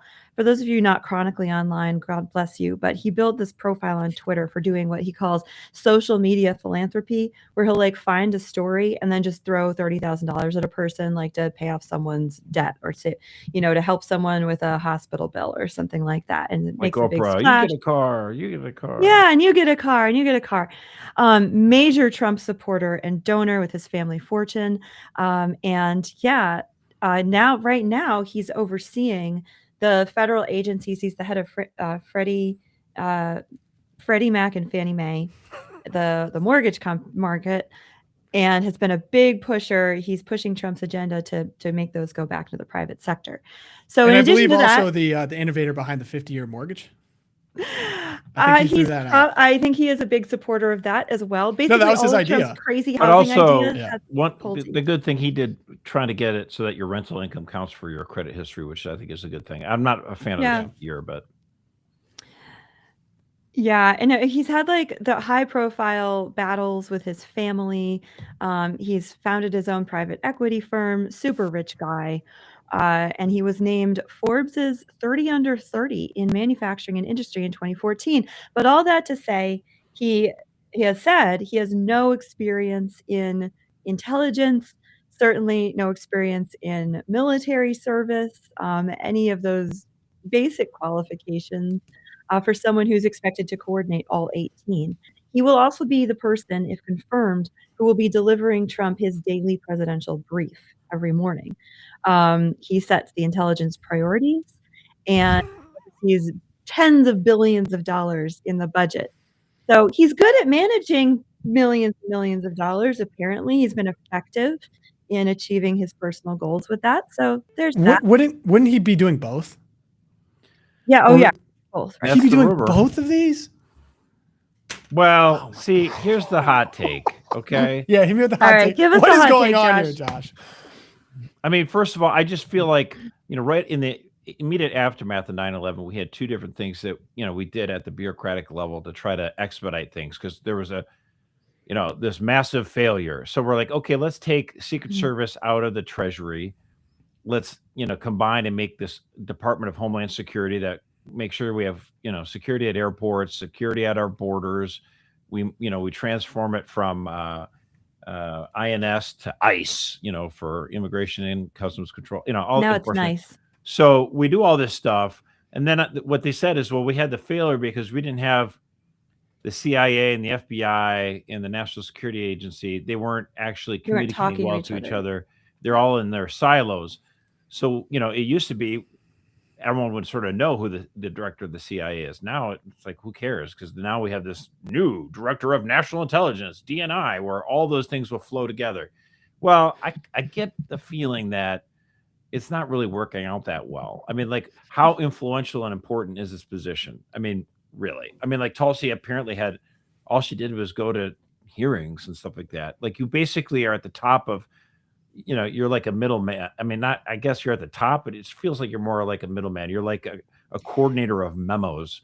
The rumor so that went around was that she was DNI, do not invite. Like, she got iced out of all the major conversations, partially Well, I because think there were Josh- war, but Yeah, what Well, I Josh mean, is it's not even just Tulsi is what I'm saying. I think since 9/11, I just feel like this has just been kind of a cul-de-sac. Like, what happens, at DNI? You're just getting memos from all the different things, and it feels like it's a redundancy thing. So your DNI person says, well, here's what I got from NSA. Here's what I got from, the National Security, Advisory Council. Here's what I got from the FBI. Here's what I got from, the CIA. And everyone's you're like, a well, why don't I just get coordinator. it from the horse's mouth? Why am I getting it from you? Yeah, I think that there are a lot of problems with the position itself. So it was created in 2004, like you said, to address this. And it's called director, but the top line of the job description is they're going to facilitate communication among all these agencies, which it's more of a management position, and you don't actually have the authority to effect meaningful change in any one of them. So like the DNI, ODNI can't like fire and hire at the CIA. I think you can make strong recommendations, but you can't hire and fire at the FBI. Those departments still run themselves. You're just the person who's like, oh, hey, by the way, you should read this thing that the CIA discovered. Oh, FBI, like you should really communicate that cyberware attack to this other way. So it's a strange position in that way. And also, when Congress wrote the position, I was looking into it. They didn't actually write any requirements or qualifications that the person nominated should have. They didn't specify any intelligence experience. There's no requirement for military experience. They don't even have to hold security clearance before they're nominated. And they don't need any sort of educational background or even prior government service. So it really is the president's discretion. I don't know. Does the whole position just have to go?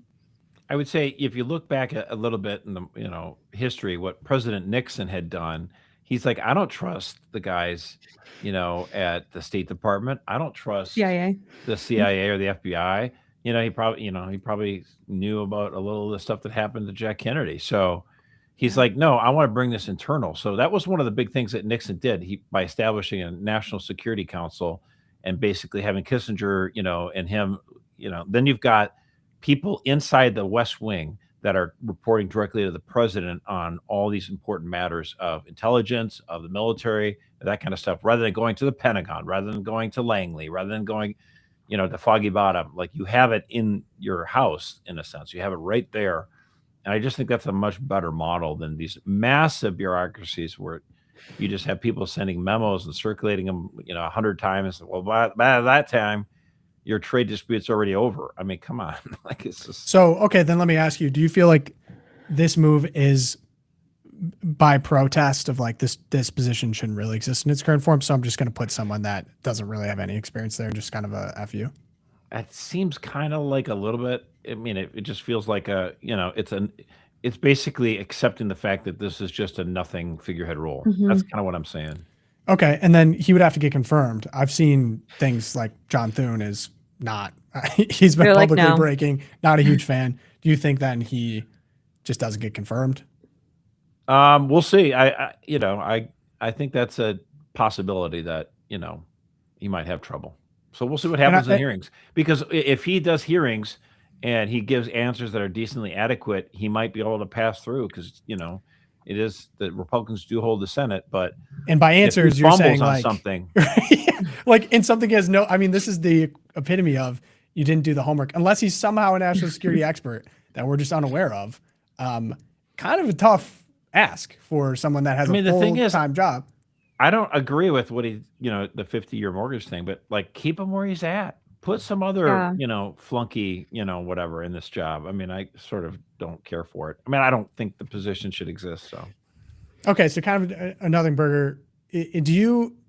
So I've seen kind of reading the tea leaves. I think he went into mortgage information to allow Trump to go after Letitia James and a couple other people. That's kind of like the attack on him and why he's kind of unpopular even within the administration is he's ruffled feathers. He's done things that maybe are he poked Jerome Powell several times too. He would like exactly nasty memes. Maybe using his office to allow Trump to go after enemies. And that seems to be the most important quality. That's kind of the one thing I like him for. That he's well, okay, there you go. So it feels like if you've ever observed one of these cabinet meetings, it's honestly, I guess in my opinion, kind of embarrassing. Like you need to go into the meeting and suck up to Trump as much as possible publicly in these cabinet meetings. If you ever watch them, it's almost a little uncomfortable. Like not as embarrassing as a Joe Biden cabinet meeting. Which oh my gosh, yeah, there were only two of, to be fair.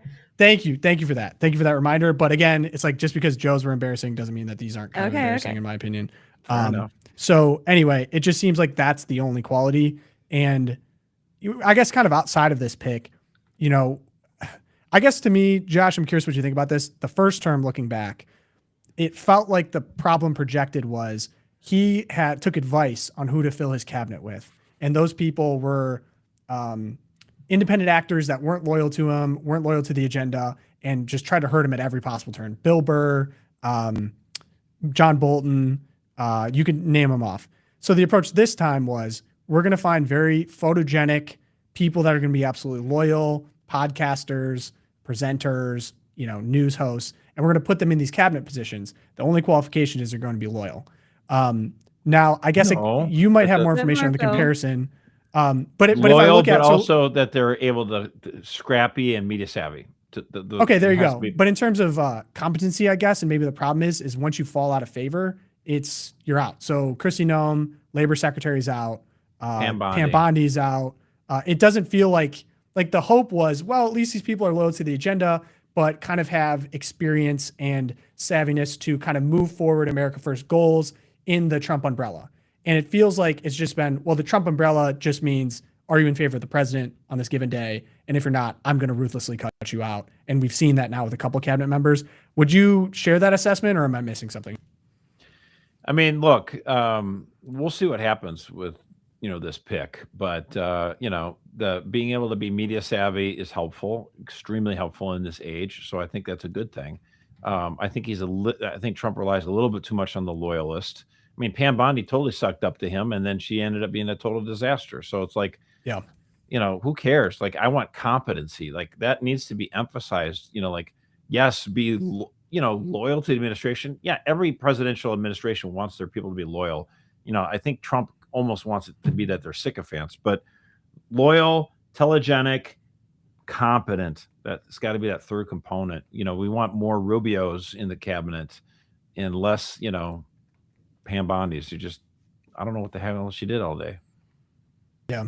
Rubio for sure sticks out as the clear, effective at what he does. Well, Duffy, and we talked about, Doug Burgum at the top of the hour. I mean, there's definitely some seriously competent people in the cabinet, so we just want more of that. Yeah. Okay.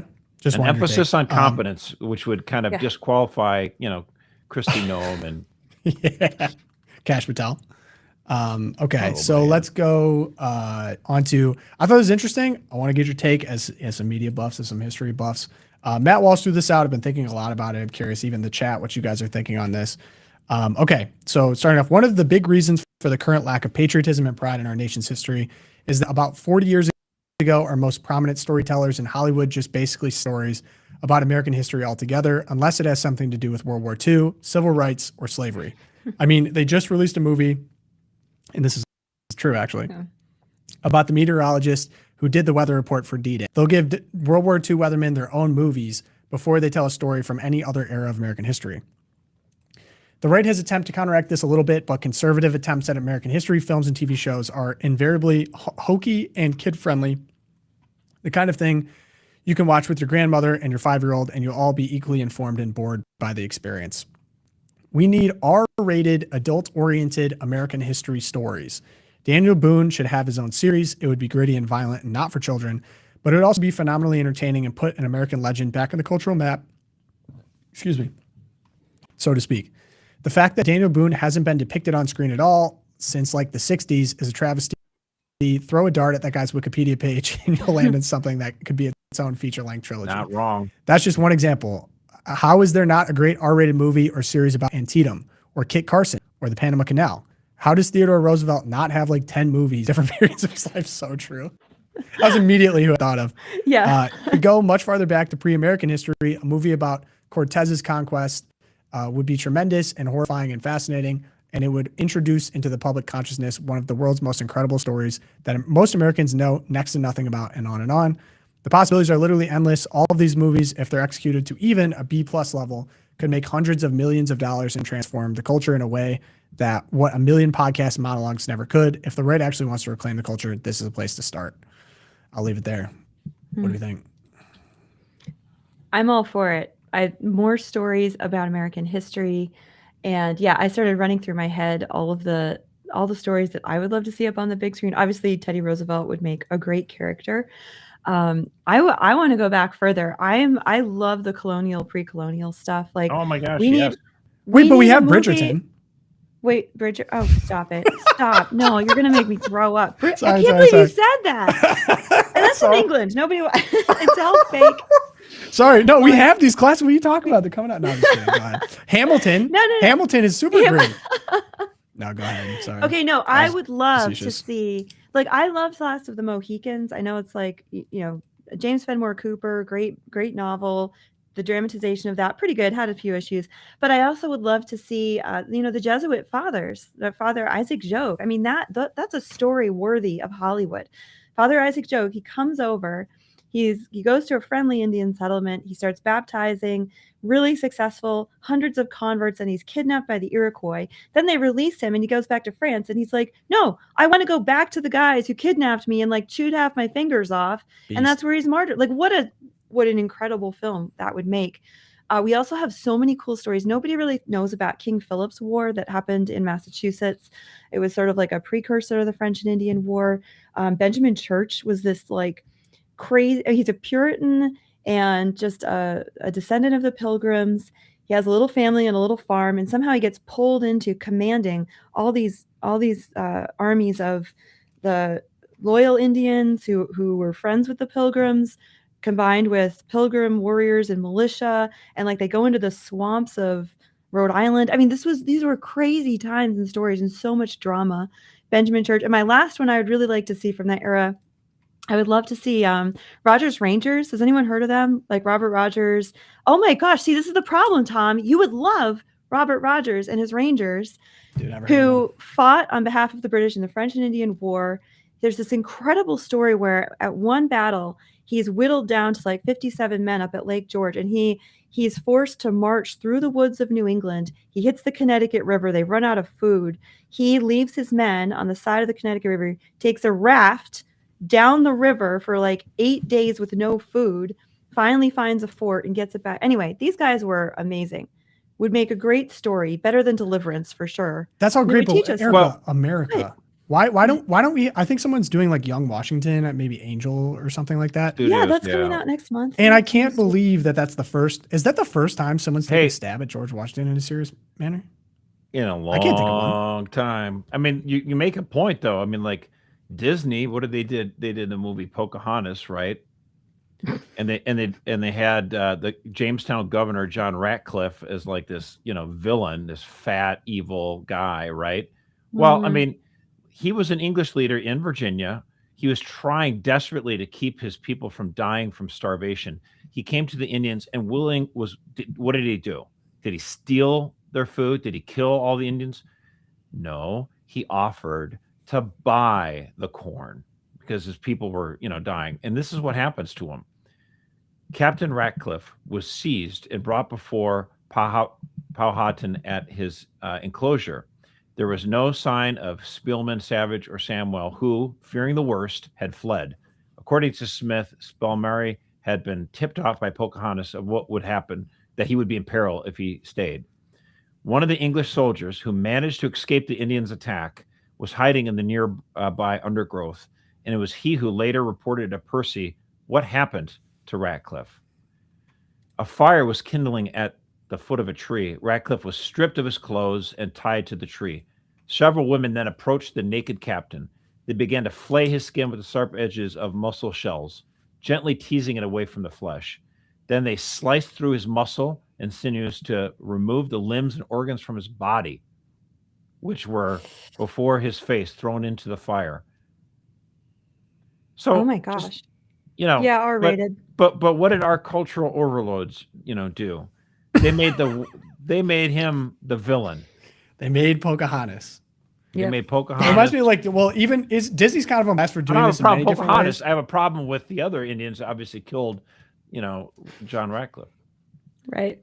Is there anything sick about the Indians? Like, Well, I mean, like the story of the Indians, who came over from Asia, obviously, probably from Alaska or through other boats. I mean, it's not like they started there. I mean, they also were settlers in a way, right? And the relationship the Americans have with white Americans as we settled, starting on the East Coast. The relationship has been kind of, not like completely one-sided. Like we had history books 100, 150 years ago where it's like white men good, Indians bad. But now we're subjected to movies where it's like, gosh, we were terrible, from Dances with Wolves to Pocahontas, where we white people are supposed to feel really terribly guilty. And the true story is that there were some tribes that were actually amenable to working together and living together with whites. And there were some tribes that were absolutely savage. And there were some white people that were evil. And there's some white people that are willing to work together. It's not a super obvious thing. It's not always cut and dry, like this team was good and this team was bad. Yeah. But we do no service to the truth if we just try to, ignore the evil things that happen. There were savages. Well, and I Agree. think- But yeah. I don't want to sidestep because isn't this kind of getting into the issue? Like, not the issue, but so Matt Walsh, I think, is doing this historical series where I think he's kind of doing what you just did, where it's like, well, the Indians were complex and there's these factors going on, and it's not as simple as it's told in the books. But that feels to me kind of like conservative right-wing grievance movie making. Like if we did this, like it would actually be interesting if you made. I would not want to do a grievance settling movie. No. Right. So then the core question is, what American historical periods figures would make compelling R-rated, high talent movies that could be released as blockbusters? And like, to me, he hit it on the head. Well, George Washington. I mean, French and Indian War, George Washington, early statesman George Washington would be amazing. Theodore Roosevelt, literally throw a dart at any point in his life, fasting. His young life is interesting. His later life is interesting. The Rough Riders, Spanish-American War, his presidencies, his time as when he was the chief of police in New York. That was fascinating how he manipulated the media. Like you could almost do even We're not kind doing of. enough. I agree with Matt's greater point. We're not doing enough about history. I mean, there have been some. I did like Daniel Day-Lewis as Lincoln. That's so the there only have other been- period I think adequately covered. And then you could probably even do Civil more. War. Like the Civil War would be the one that gets because the it's attention. a comic book version of history sometimes, where it's like, okay, let's do World War II because we know Nazi Germany is evil, and we can kind of wink, wink, pretend like the Republicans in this country are somehow Nazis. It just frustrates me. But yeah, there are a ton of stuff, and it's true. We should be willing to tell stories. Like, okay, yes, there were some Black women that were involved with NASA. There was one woman that was a super smart scientist, and she was super helpful mathematician or whatever. Like, let's not totally embellish the story a little too much on it. But yeah, I think we can tell these stories, but don't be afraid to tell just the good stories too. Like there's been too much of an impulse in the age of woke lately to say, insert all these, well, hey, don't forget about this. And in the process, we're forgetting to tell the main stories, like it would be, I mean, I give credit, like I say, to HBO and the miniseries they did on John Adams. That is fantastic. People should watch that. I love the Death by Lightning was miniseries. sick too. The miniseries the that was done assassination by AMC. They did The Turn. That was Turn on is Burke. really yeah, good. dude, that was So good. sweet. Washington Absolutely Spies. require. You Loved got to it. watch that stuff. So there is some really good stuff. I love watching Apollo 13. I mean, one of the great movies, successful failure. Don't start, It's awesome. Tom. You Yeah, it totally was a great dated him. movie. Yeah. The Apollo Apollo mission was a 13 's good. great movie. It's not 11, Great- bro. I'm talking about 13. Not Great 11, movie. bro. 11. Sorry, I meant 11. But yeah. So Death by Lightning was awesome. It was, and that was a recent one too, which I thought was really well done and fun. Clearly done by a competent. The other one, I would I have think loved this is a kind of few more covered in. editors on it, but It was like R plus, I must say. Yeah. yeah, I mean, Okay. it's kind of dumb, but overall, All right, I anyway. liked it. Overall, I liked it. cool, total cool Just had a story. comment.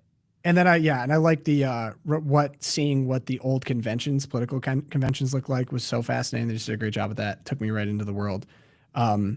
It'd be cool. I just recently learned about, and I think this was covered in Hamilton again, not a Hamilton guy, but he had a explosive scandal that ended his political ambitions that I feel like they could do a really good job if you did kind of a House of Cards-esque thing there. Although I don't think that would necessarily inspire patriotism, but it is an interesting story. You could do a movie just on the election of 1800. Now, there's a guy, Sean Trendy, who I really admire, one of the best political minds out there. He's with Real Clear Politics. He's the guy who wrote I thought, just seminal essay on the missing white voter. It was, I mean, amazing work. And this guy really knows his history, really knows his stuff. He actually wrote recently a story about the last time his son Judson was taking the school bus. Very autistic boy. It almost sent me to tears. The guy is just a great writer. He released something this week on his assessment of all the different presidents. And I had a large number of agreements with just about everything on the list. And he had some hot takes on there. I'm like, that's defensible. I like it. But the one I did have to push back on was he gave John Adams a D, probably principally because, he had signed into law the Alien and Sedition Act, which is pretty noxious stuff. I get that. But the point I make with John Adams, of course, before his presidency, A+. He was so influential in rallying the American people for independence. He was one of the three in the committee, Jefferson, Adams, and Franklin, for the Declaration. So, so important in his history. But his presidency had a lot of faults. But I just can't give him that low of a grade. When you think about, that was the nastiest election probably in presidential history. You have Franz with John Adams saying Thomas Jefferson was having sex with slaves, and then it was crazy what they were throwing out. You think it's bad now, guys? Just look at a history book. But the most important thing about that election actually is how it ended, and that's why I said you can't give John Adams any grade lower than a C-. You can't, simply because John Adams was the first president of the United States to lose re-election and hand over the reins of the government to the person in another political party. And that cannot be understated. That is the most important thing he did. They say about Jerry Ford, the most important thing he ever did was pardoning Richard Nixon, which was good for the country, even if the country hated it. Well, times that by 10. John Adams willfully agreeing to give up power. And that's actually one of the things that, as much as I thought the presidential election of 2020 was probably stolen, definitely stinky, foul, and all that kind of stuff. I did not like how Donald Trump handled it, even though I feel like he got cheated, and I can understand why he was upset. But I think back to that election of 1800 and how much worse our country would have been if John Adams hadn't done the right thing. So, And anyway, I think that that's sort of the salutary effect of studying history, is that when we forget these stories, when we forget the richness of what came before us, and we just focus on, like you said, the safe period of history, which is World War II, because there's like the bad guy and the good guy. When we just try and say safe, which is what Hollywood does because it wants to make money, and we forget these stories, we become entrapped in our own political moment, and we start to feel like it's never been worse. There's no hope. It'll never change. Whereas if we could collectively remember these stories, this is what we try and do in our homeschool. All the classical schools try and do this. Is there's a real freedom in knowing that throughout human history we've faced these difficult moments, these tough elections, these nasty groups and infighting of people who should be taking care of us, and people have risen above that and come through it for better or for worse, sometimes with some bruises. That's what we hope to see from our entertainment, Hollywood, literature, and all that, to set us free from this moment of our own. but you could also add to the list of movies Amistad, 1997 movie. Amistad's very good. John Quincy Adams was president of the United States, Beautiful. and then after he gets done with his presidential term, he goes back and gets elected to the House of Representatives and rails against the evil of slavery for many, many, many years. And one of his men he was mentoring was actually a young congressman from Illinois by the name of Abraham Lincoln, who was actually appointed to a 30-member congressional committee to oversee the funeral of John Quincy Adams, because he literally, dies in Congress. It was just, so there's a lot of connections, by the way, all this stuff. It's just kind of neat. I was thinking about the history thing, and someone was going back to was it the bicentennial in 73? The last one? 76. 76. 1976. Yeah, it ends in the year 76. So It will always end in a 6. Sorry, 76. I just meant to say the 70s. We're just kidding. the point being, like, we feel like we're in this constant state of distress, and like we are in many ways, and it feels we're all divided. Everyone's angry. We're arguing, unfulfilled, whatever. And someone went back to 76, and even people were bringing up, so these musicians canceled on the A250 thing. Now, first off, I've never heard of any of these people. I think maybe Vanilla Ice, like, first off, not great. And then they also find out, it's going to be super Trump partisan. So we're like, no thanks. And now Trump, of course, is attacking them. And it's like, it just feels like kind of a whole bungled thing so far. Like, this could have been an opportunity to not make it partisan, to have a huge party, make to celebrate America. And now Trump's just turning it into a rally, which I think is missing the point. But the 76 bicentennial was during a time when it was the 70s. I think it was Carter, right? Carter was 76. Was it still? Yeah, Carter was 76. Well, Gas prices 1976 was the election, so Carter was not yet elected. Jerry Ford was president. Jerry Ford was a president. We just were getting out of like all of the upheaval of the 60s. We're starting to get problems with gas, Watergate, trust in institutions at all-time low, big-time bummer flop. And it probably felt very similar, I'd imagine, to how we probably I think I made a video about that, actually, where the 70s worse. Yeah, people were bombing bathrooms. Throw that in the chat. Crazy. Yeah, throw that one in the chat. It's awesome. Also, I've been totally, after reading this book on the Weather Underground, I think I just had read the stuff about Malcolm X where they were like, well, maybe this is kind of going with this whole conversation. Malcolm X and Martin Luther King Jr., both super compelling figures, very influential, and complex in that they had some good elements and some bad elements. I'd say both of them. And it seems to be that Martin Luther King Jr. kind of canonized saint, even though, terrible personal life, connections to the Communist Party, lots of problems. But then Malcolm X now is kind of this new emerging, like, we should have listened to him. He wanted black men to be self-respecting, to dress well, to be taken seriously. But of course he was advocating for like a true succession. And I'm going through a lot of his writing now with this Weather Underground book and the Radicals of the 70s. He was very comfortable with killing cops. Like I almost feel like he's getting too positive of a review now.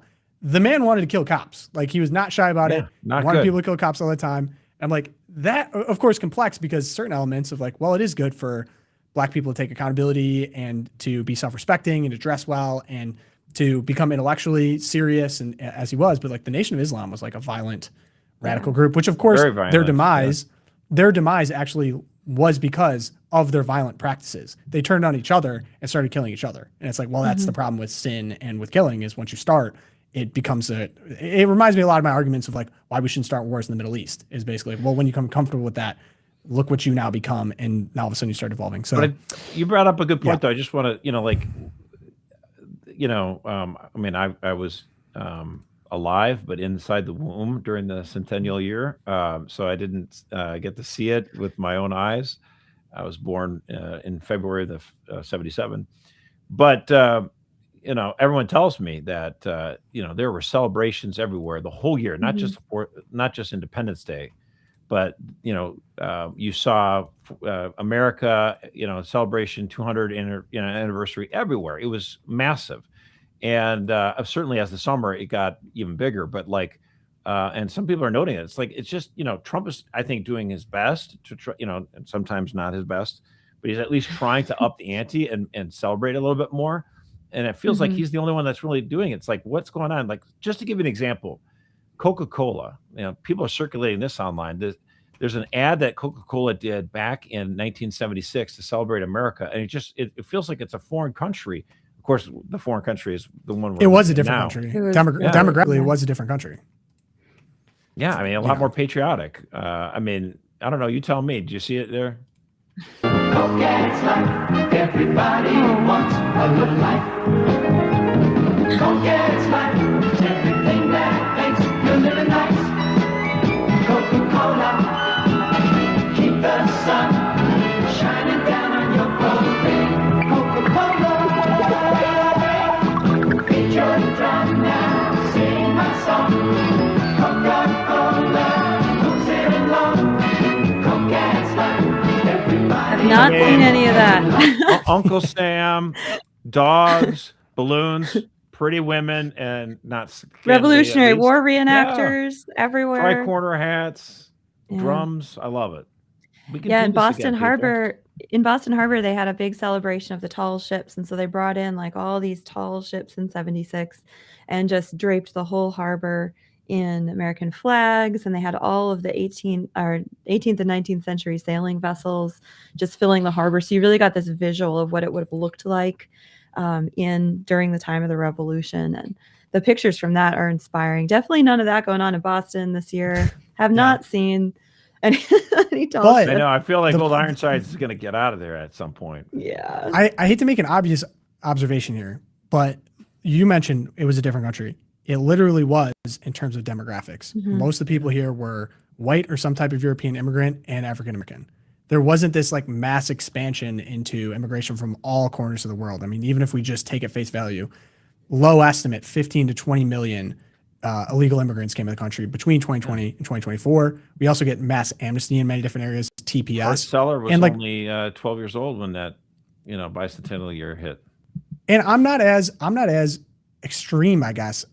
I just think what would be best for the country to figure out who we are, to assimilate to a common goal, and have a vision forward is to just completely shut off immigration functionally to close to zero, to everyone here to be a part of a project, or you can go back. Because all the arguments and fights we're having are people basically favoring their co-ethnics in different enclaves in the country, Indians, Israel in this case, many cases, Arabs in terms of Muslims. You look at Dearborn, and we just have this all over the country now. Latin American immigrants, we see this all over the place.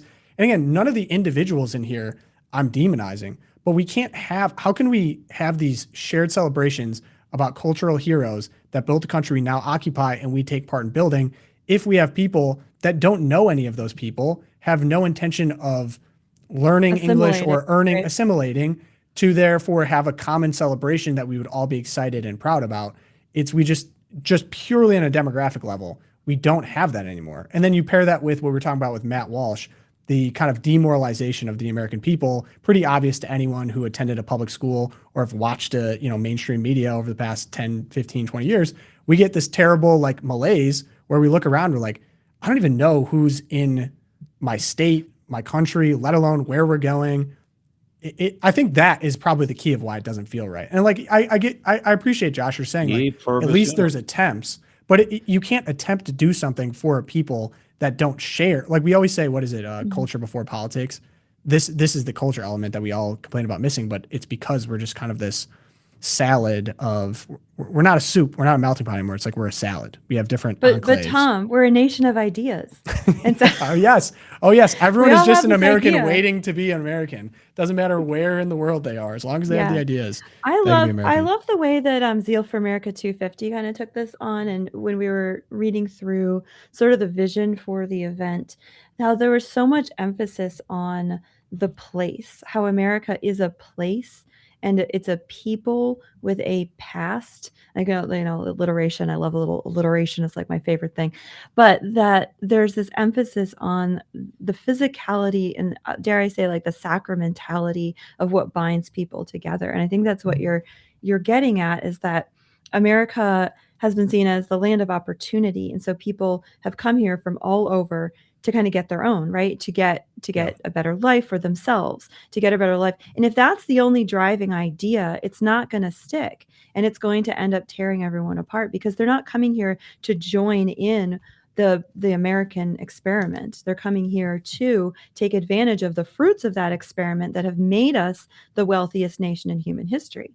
And if that's the only thing, and I'm not saying that, again, there are individuals who come here for a different reason, and there are people here for legitimate reasons of asylum, for religious freedom, et cetera, like that.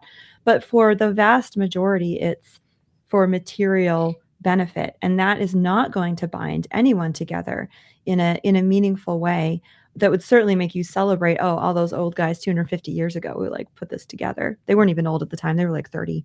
No. The young guys 250 years ago. It's a combo of that, I think. And then, for example, I think like Ivanka Trump is building some like complex in the Mediterranean, and they're going to move there and live there. Like Peter Thiel's moving to Argentina. We get like a lot of these billionaires that they don't have the same attachment to the country, and they have the freedom of movement because of their wealth and power to just go wherever suits them. And well, they're global oligarchs. Like that's exactly what that is. Yeah, you're absolutely correct. And the frustration is as an American, I have nowhere else to go. I'm not a dual citizen. I don't can't go to a anywhere richer else. country to go, and I don't want to. I love my country. I know. I love my country. Just I'm a going to die question. here. Yes, yeah, no, it's not just a question of not wanting to go somewhere else. It's, as Tom says, it's not having the ability, even if we wanted to. Yeah. No, and I have no plans to. We don't have a plan like B. squeezed. Like this is where we live. Yeah, then we're squeezed from top down. Of like, you get the global oligarchs that can kind of go to wherever suits their preferences, and then you have immigrants that are maximizing their opportunity to use America as a piggy bank to send back remittances and get a better situation than where they are. It's like the national policy of India actually is to send part of a caste that is not friendly with the current to the United States to make money to send back to India. And I don't mean to just single out India here. There's plenty of different countries all over. About Iran. I voted for him to bust it up, and that's why the frustration's there. So I'm with you, brother. Okay, so Erica, more good news here actually. Catholic vote kind of adjacent connections win. I saw this news. We touted this internally as great news from the people I saw. Pope Leo names EWTN news president as new prefect of Vatican Dicastery of Communication. Now, it's going to require a little legwork. I'm not super familiar with Vatican bureaucracy, but I've seen a lot of people say this is great news, and that, what is this? Maria Montserrat Alvarado. Monse. Monse again. To her friend. Yeah, Monse. Monse's in. So why is this great news? Yeah, this is fantastic news. I think first and foremost, Monse is just an incredibly capable woman. She obviously has lots of experience in communications, EWTN News. And can I just say, what a turnaround for EWTN News. You might remember 5 years ago in 2021 on an airplane, Pope Francis compared EWTN to the work of the devil. I distinctly remember. I mean, that. this is a little bit of a turnaround to the gosh. top here. And so, yeah, what is the dicastery? The Dicastery for Communication, Pope Francis put it together in 2015 to bring together all of the Holy Sees, the various communication entities. There were many. Some of them were carrier pigeons. Some of them were websites from 1991. But to bring all of this together, you have Vatican News, Vatican Radio, L'Osservatore Romano, My Italian's Terrible, Vatican Media, Vatican Publishing, the printing press, all of these and many more all together into one Holy See press office. And the prefect oversees everything. So it's a mirror, if you will, of the EWTN network in all of their projects, but at the Vatican. The last person to hold the role was one Paolo Ruffini, who you might remember him as well. He was the guy who, at a press conference here, is best known for his defense of Father Mark Rupnik, who he compared to Caravaggio as an artist with, dalliances and things like murder, sexual abuse of nuns. This is just something artists do. So that was Ruffini, who again was responsible for communicating Pope Francis's message to the world through all of these outlets, and chose to use that platform to defend Father Mark Rupnik. So talk about an upgrade with Monsi here. She's not only has she overseen EWTN News and all of the wonderful masses that we know and love and the voices there, but she previous to that worked for 14 years at Becket Fund here in the United States. So talk about religious liberty, having her finger on the pulse of what's going on in the United States and now internationally through EWTN. And she is Ruffini was the first layperson to be named a prefect at the Vatican. She's the first female lay woman, of course all lay women are female. What am I saying? She is the first woman who is a lay person to be appointed to that role. So very exciting. And my first request is, can we please update the Vatican.va website? First order of business. It is from 1992. I know they tried to update it. And can we let's stop doing graphic novels of encyclicals. Did you guys see the graphic novel of the Magnificat Humanitas? It was pretty rough. So I'm excited for better communication from the Holy See and the Vatican. Wait, you're telling me that this isn't the most up-to-date website technology we have available? I'm not sure what's going on here, but it maybe 2008 they might have redone it. Yeah. I was being a you little have to harsh. understand, they were stuck in the 90s up until about 3 years ago when they upgraded till 2002. So, we're getting there. Which it is almost a little bit charming. It's kind of a good sign when I see, because it's like, you know what? They're spending more time praying. They're spending more, hopefully, they're spending more time doing what is supposed to be done. That is an adorable take, Tom. Like if I see bad websites, I'm like, the food's going to be fantastic here. Yeah. My take. If they've survived with bad technology, the food's going to be incredible. Yeah, but this was an amazing appointment for Pope Leo to make. Wonderful news. Absolutely. It reaffirms again sort of my thoughts that this idea that Pope Leo is obviously a far left guy, just Francis 2.0. Like, no, between what a lot of, if you're watching what's going on here, and this is the first kind of major the appointment of Monse here for this position is incredible. She's a consummate professional. I had the chance to meet her before. She's just a wonderful woman. Couldn't be more happy for this appointment. She deserves it. Congratulations to her, and congratulations, to EWTN for getting lashed out at. I think obviously extremely unfairly by Pope Francis. They took their licks and they just kept going, and this is great to see. My recommendation would be just give some different pointers. In general, I like, as I said, I think in the LOOPCast before, I like it that we have, a papacy that's transparent, that's open, that's not afraid to talk about the different issues of the day. But I think it just behooves you to not immediately try to respond. I just don't like papal press conferences, period.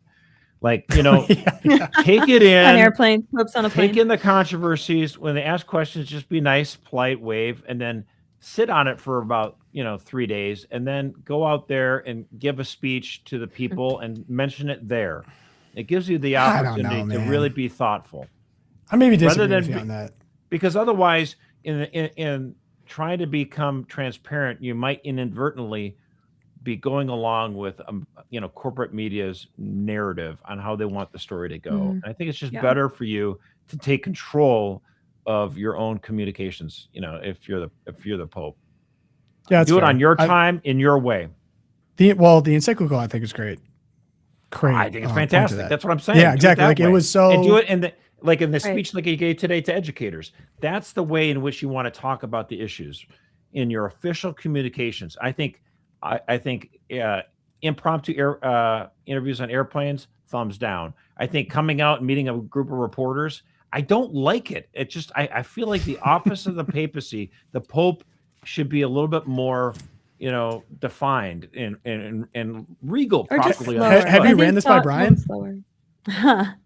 Everyone always asks me if I talk to Brian about all this stuff. Oh, are you the like conversations everyone, I have everyone with always important asks how's members Brian, of the Trump they never admin- ask how's Josh. Right? Are you getting a little tired of that? I feel like Josh, we care about you too. It's all We care about here. Josh. It's not just Brian. You're not defined by Brian, Josh. You're your own man. You got your own ideas. You got your own influence. I can see how I did. Yeah. Well, I wonder if this will. Can we get a little movement on Mother Angelica's cause for canonization here? Yeah, I was gonna say, shout out Mother Angelica, EWTN. I mean, talk about fruits though. EWTN, our own Kelsey Reinhardt, she did her time at EWTN, and now we Did have her time. Monse. Sounds like prison. I mean, Well, she worked with Monse, and they both did fantastic job at trying to be able to communicate. We're trying to represent Catholics from all across the country, lots of different ideas and views. They were trying to deliver faithful Catholic news to people all over the world. I mean, editors from several different continents and stuff like that. So I think they've done a very good job. Love it. Word. Okay, Twilight Zone. Josh, you're up first. All right. Well, give me a second here because the Josh Mercer's computer. We're getting a new one today, but Josh Mercer's okay. So computer. speaking of all things, so Ro Khanna is this tech congressman who's trying to be like a little populist or whatever, and he has a truly outside the box idea who Democrats should nominate for president 2028. Are you ready for this, guys? Go for it. He thinks Democrats should nominate Pope Leo to run for president. What? Dude, do you think dude. the founders would just be rolling around in their graves right now if they found out that Rome was going to take over? You know who'd be even more upset than the founding fathers? I don't know, like 90% of Democratic voters. You want to nominate somebody who's against abortion, against gay Trans marriage, surgeries against on kids, pornography? What? I guess this, again, this is where he's so happy that the Pope is against the war in Iran that he's willing to be kind of a little crazy. Josh, your girl Kamala, -3 on net favorables of public figures. Not great for your chances. Well, so anyway, Twilight Zone. I mean, maybe he was just trying to, do a little rage baiting online, but that just, of course, that makes me laugh. Of course, the Pope is technically eligible. He would have to renounce the office of the papacy to run. He's not going to do that, obviously. Yeah, it'd be tough. He was probably not a very hard That's decision. a no, dog. That would be a definite downgrade. Yeah, obviously. Not a very hard decision for him, I don't think. I also wanted to point out, that was a little in good fun, but the editorial board of the newspaper, the Toronto Globe and Mail, just finally admitted that they totally screwed up by failing to scrutinize those false claims back in 2021 of unmarked graves that were, confirmed. And so this left-wing journalist was like, oh, hey, got to give him credit for finally coming clean. It's like, no, dude, no. Damages. No, Churches have already been burned over this. 5 years later, ooh, good boy, no. I mean, right. Absolutely shameful behavior. Hundreds of churches were burnt to the ground. So many people who just want to go and worship their Lord were terrorized. People were scorned all throughout the entire country of Canada over an absolute farce, a total lie. Yeah. It was obviously a lie, but it fed into so much of this white guilt that people wanted to agree with it. And people who feel guilty about their country's origin, we have it in Canada just like in the United States. People feel guilty of their origin, feel guilty that they're white, and they have disembarked themselves from the faith of their fathers because they want to embrace the sexual revolution. So they use this as an opportunity to go, oh my gosh, I'm so much morally superior than my great-grandparents. Right.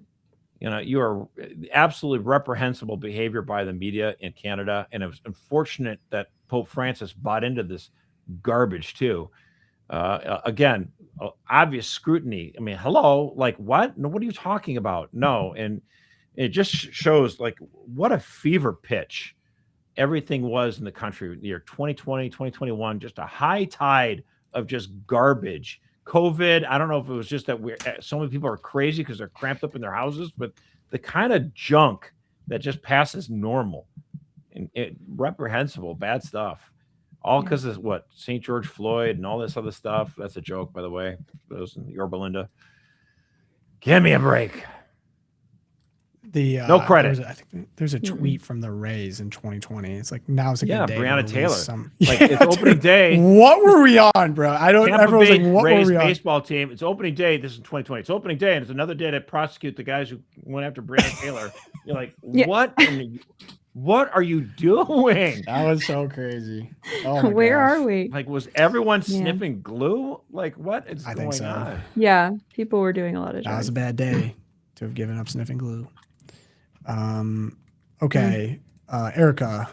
Yeah, mine's pretty serious too. Also international, but touches us at home here. So the story is just exploding over in the UK.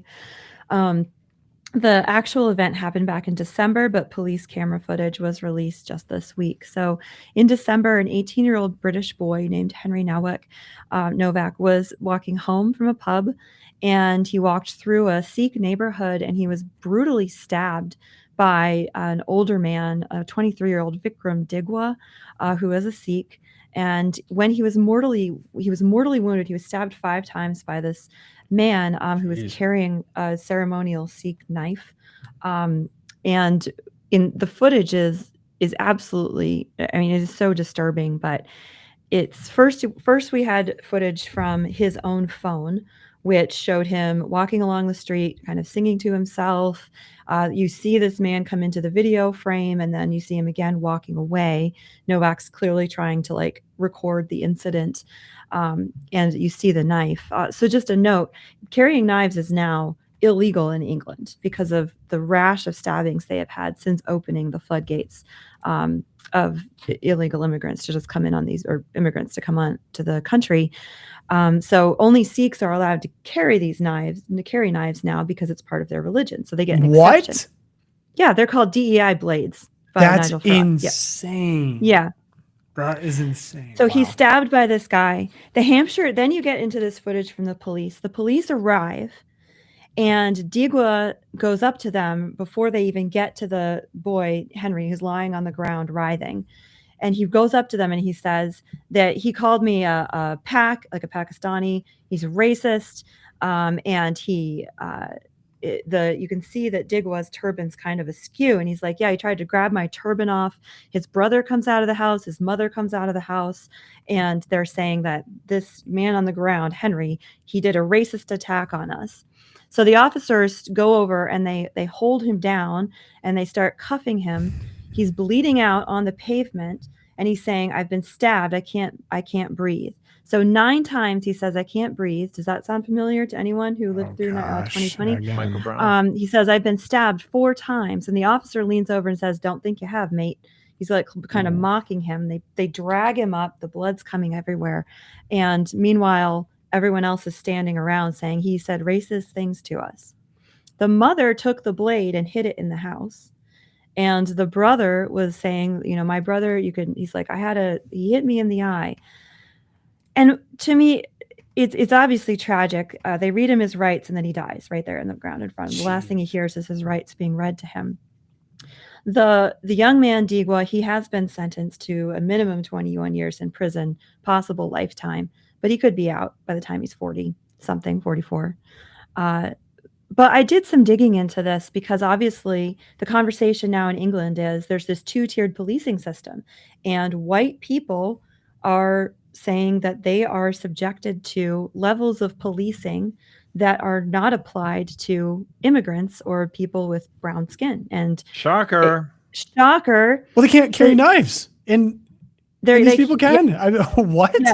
That's the craziest thing I've ever heard. I mean, and you also have the whole stories of the rape gangs going on there as well. So there's this massive outpouring of anger from white Britons right now. Nigel Farage, of course, of the Conservative Party, he's coming out and saying this is why we need to get rid of Labour. So it's this massive political upheaval. But I looked into a little bit about the police training there, because we had this after George Floyd, this anti-racism training that went through all of the police. And the National Police Chiefs Council has said, they said yesterday, that it's going to re-examine and review the language that they use in their anti-racism commitment document called the Police Anti-Racism Commitment, which sets out these broad aims, and it's part of police training. It instructs them to be transparent about their police action and make sure that everyone in policing feels confident challenging racism. Now, the document says that they are committed to achieving equality of policing outcomes.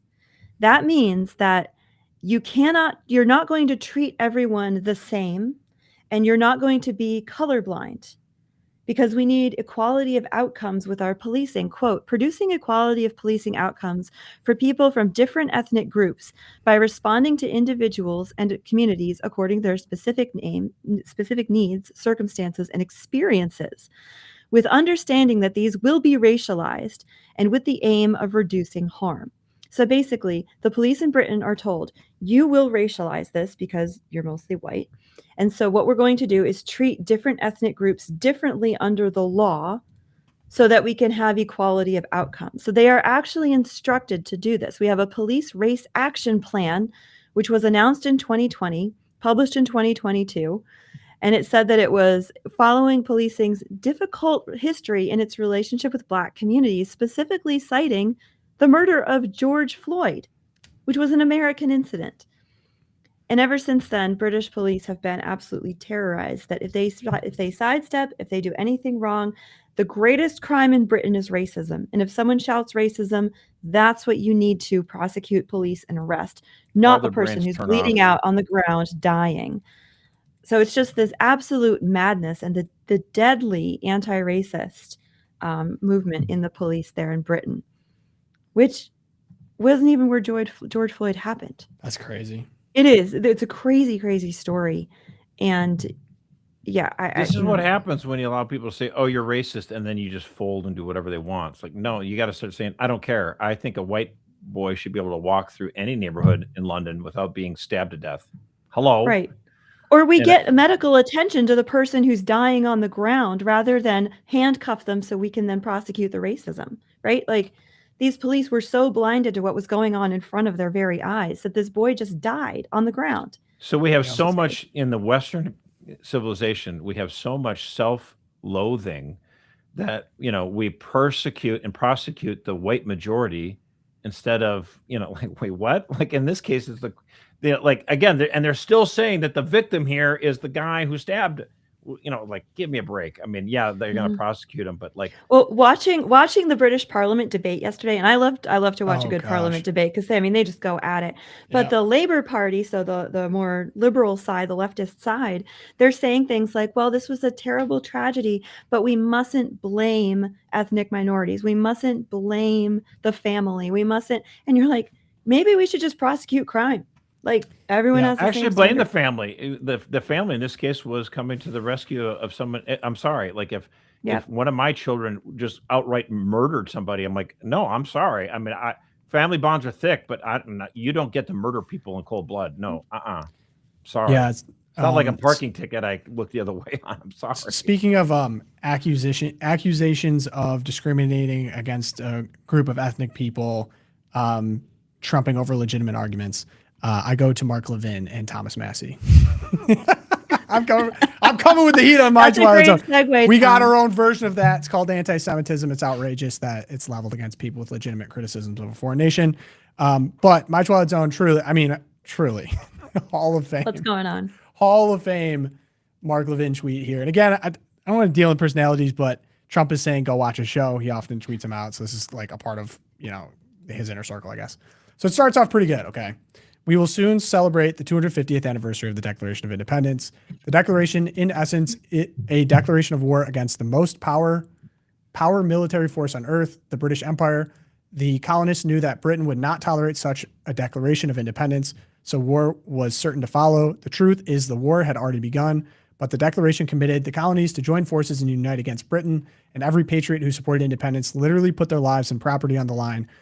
They did this despite the fact that they were the clear underdogs in the war, and nothing short of a miracle would result in the revolutionaries winning the war. Every delegate who signed that document had signed their own death warrant. Solid right. so far. Solid So far, off to a great start. On board. Okay, now let's get to the next part. Let us remember this when we listen to the debates about whether or not we should defeat the Iranian regime. All the arguments and even excuses against it, despite 47 years of killing and maiming thousands of our fellow countrymen, 47 years of lies and deceit, decades of developing nuclear and missile technology to obliterate our nation, and a far more dangerous and yet diabolical ideological agenda than that of the British monarchy. Yet George Washington and the brave founders of our country personally risked everything.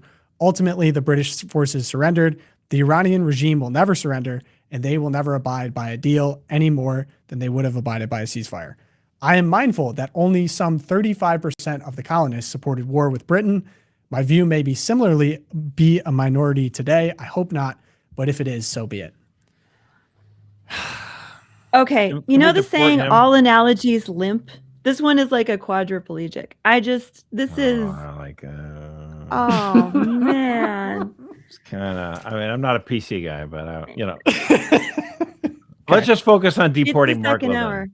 Yeah, so George Washington, I believe famous for saying, I want to avoid foreign entanglements for how it would. He was pretty strategic in how he dealt with the French, who were coming in to help us defeat the British because he didn't want to owe them things afterwards and saw the problems with that. Pretty clear in the founding about that. Somehow would have been in favor of defeating the Iranian regime. Now, ironically, if you were to apply this properly, it would be the Iranians originally were frustrated because British Petroleum and the British Empire ran their country and they overthrew them, in which the United We States worked with the Brits on that, Right. with the Shah. and we did, and the Iranians overthrew them. They wanted their own national sovereignty, and then we overthrew the Iranian regime at the time and implanted a Western Shah, almost like the British were punishing the colonists for trying to do their own thing, and then we overthrew that. So that'd be a more properly applied analogy. I think when applying this to our nation's 250th birthday and going back to the founding, I would, out of reverence sake, probably avoid trying to prosecute this unpopular war. It's just like the brain mental gymnastics I thought were quite spectacular there. Yeah, no. Neocon Hall of Fame.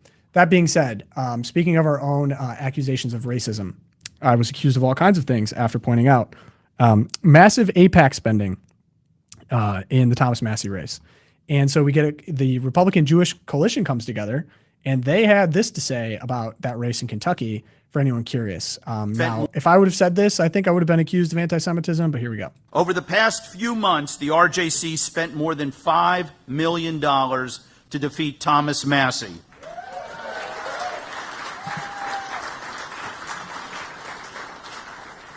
And let me say very clearly tonight, that was a fight worth having and a victory worth celebrating. When someone repeatedly undermines support for Israel, traffics in isolationism at a moment of global danger, and refuses to stand with the Jewish state when it matters most, there has to be consequences. Over the past... Did anyone catch that? Was this the people of Kentucky that he was talking about that voted him out? Or was it a congressman that didn't have adequate support for a foreign nation will be targeted by the RJC, taken out, have their seat bought by millions of dollars, $5 million in this case, but also from people like Miriam Edelson, whatever. And Thomas Massey is just kind of on a, end of term, like just going after it. He said, Matt Brooks bragging the Republican Jewish coalition spent millions to buy a congressional seat in Kentucky. But if you observe the same thing, you're anti-Semitic. I believe he actually is introducing a bill to stop selling offensive weapons to Israel because a lot of them were used in Gaza. They're now being used in Lebanon, which is undermining the ceasefire and also massively unpopular with the American people. So listen, we had that long conversation about Britain. I would just like to point out, maybe not the same one, but we clearly are having an ideological rift over accusations of racism over legitimate criticisms. In this case, just saying, hey, I don't want our foreign aid to go to anyone, not just Israel, but then you're going to get attacked by people that will call you anti-Semitic for suggesting it. And then after they defeat you, they'll brag about it and say it was about Israel. So sorry to be a bummer. That was a bummer, Twilight Zone. That was a bummer, Twilight Zone, but I'm I'll point out, listen, I got called balls and forget about that issue. You almost never talk about it. Yeah, exactly. Yeah, we almost never bring this up. I know Nick from Detroit's thrilled about that one. We just disagree, brother. We just disagree. Both two Detroiters are old Detroiters. Okay, and then we got Good Show Gang. We are going to be doing Daily Prayer for America 250 here. Again, you want to join us? That's coming up here in a couple weeks. It's going to be awesome. Join the live stream. But yeah, going to today in prayer. Name of the Father, Son, Holy Spirit. Amen. O Sacred Heart of Jesus, King of heaven and earth, I place today my nation, the United States of America, into your heart, pierced for love of us. On the 250th anniversary of the Declaration of Independence, I acknowledge that true liberty is your gift and that our lasting homeland is the eternal kingdom of God. Under the mantle of Our Lady of Guadalupe, Patroness of the Americas, and through the intercession of her Immaculate Heart, bless my homeland anew, purify her from sin, and guide her leaders in truth, justice, and peace, so that she may safeguard all human life, respect the integrity of marriage and the family, and honor the practice of religion. Reign in my home and in my nation, draw every heart into communion with you, that your truth, love, justice, mercy, and peace may triumph in America and throughout the world. Amen. St. Thomas More, St. Fidelis, Our Lady of Guadalupe, pray for us. Father, Son, Holy Spirit. Amen. Amen. Good show, gang. We will catch you guys on the next one. Erica's got an episode of The Deep coming for you tomorrow. We'll resolve her tech issues.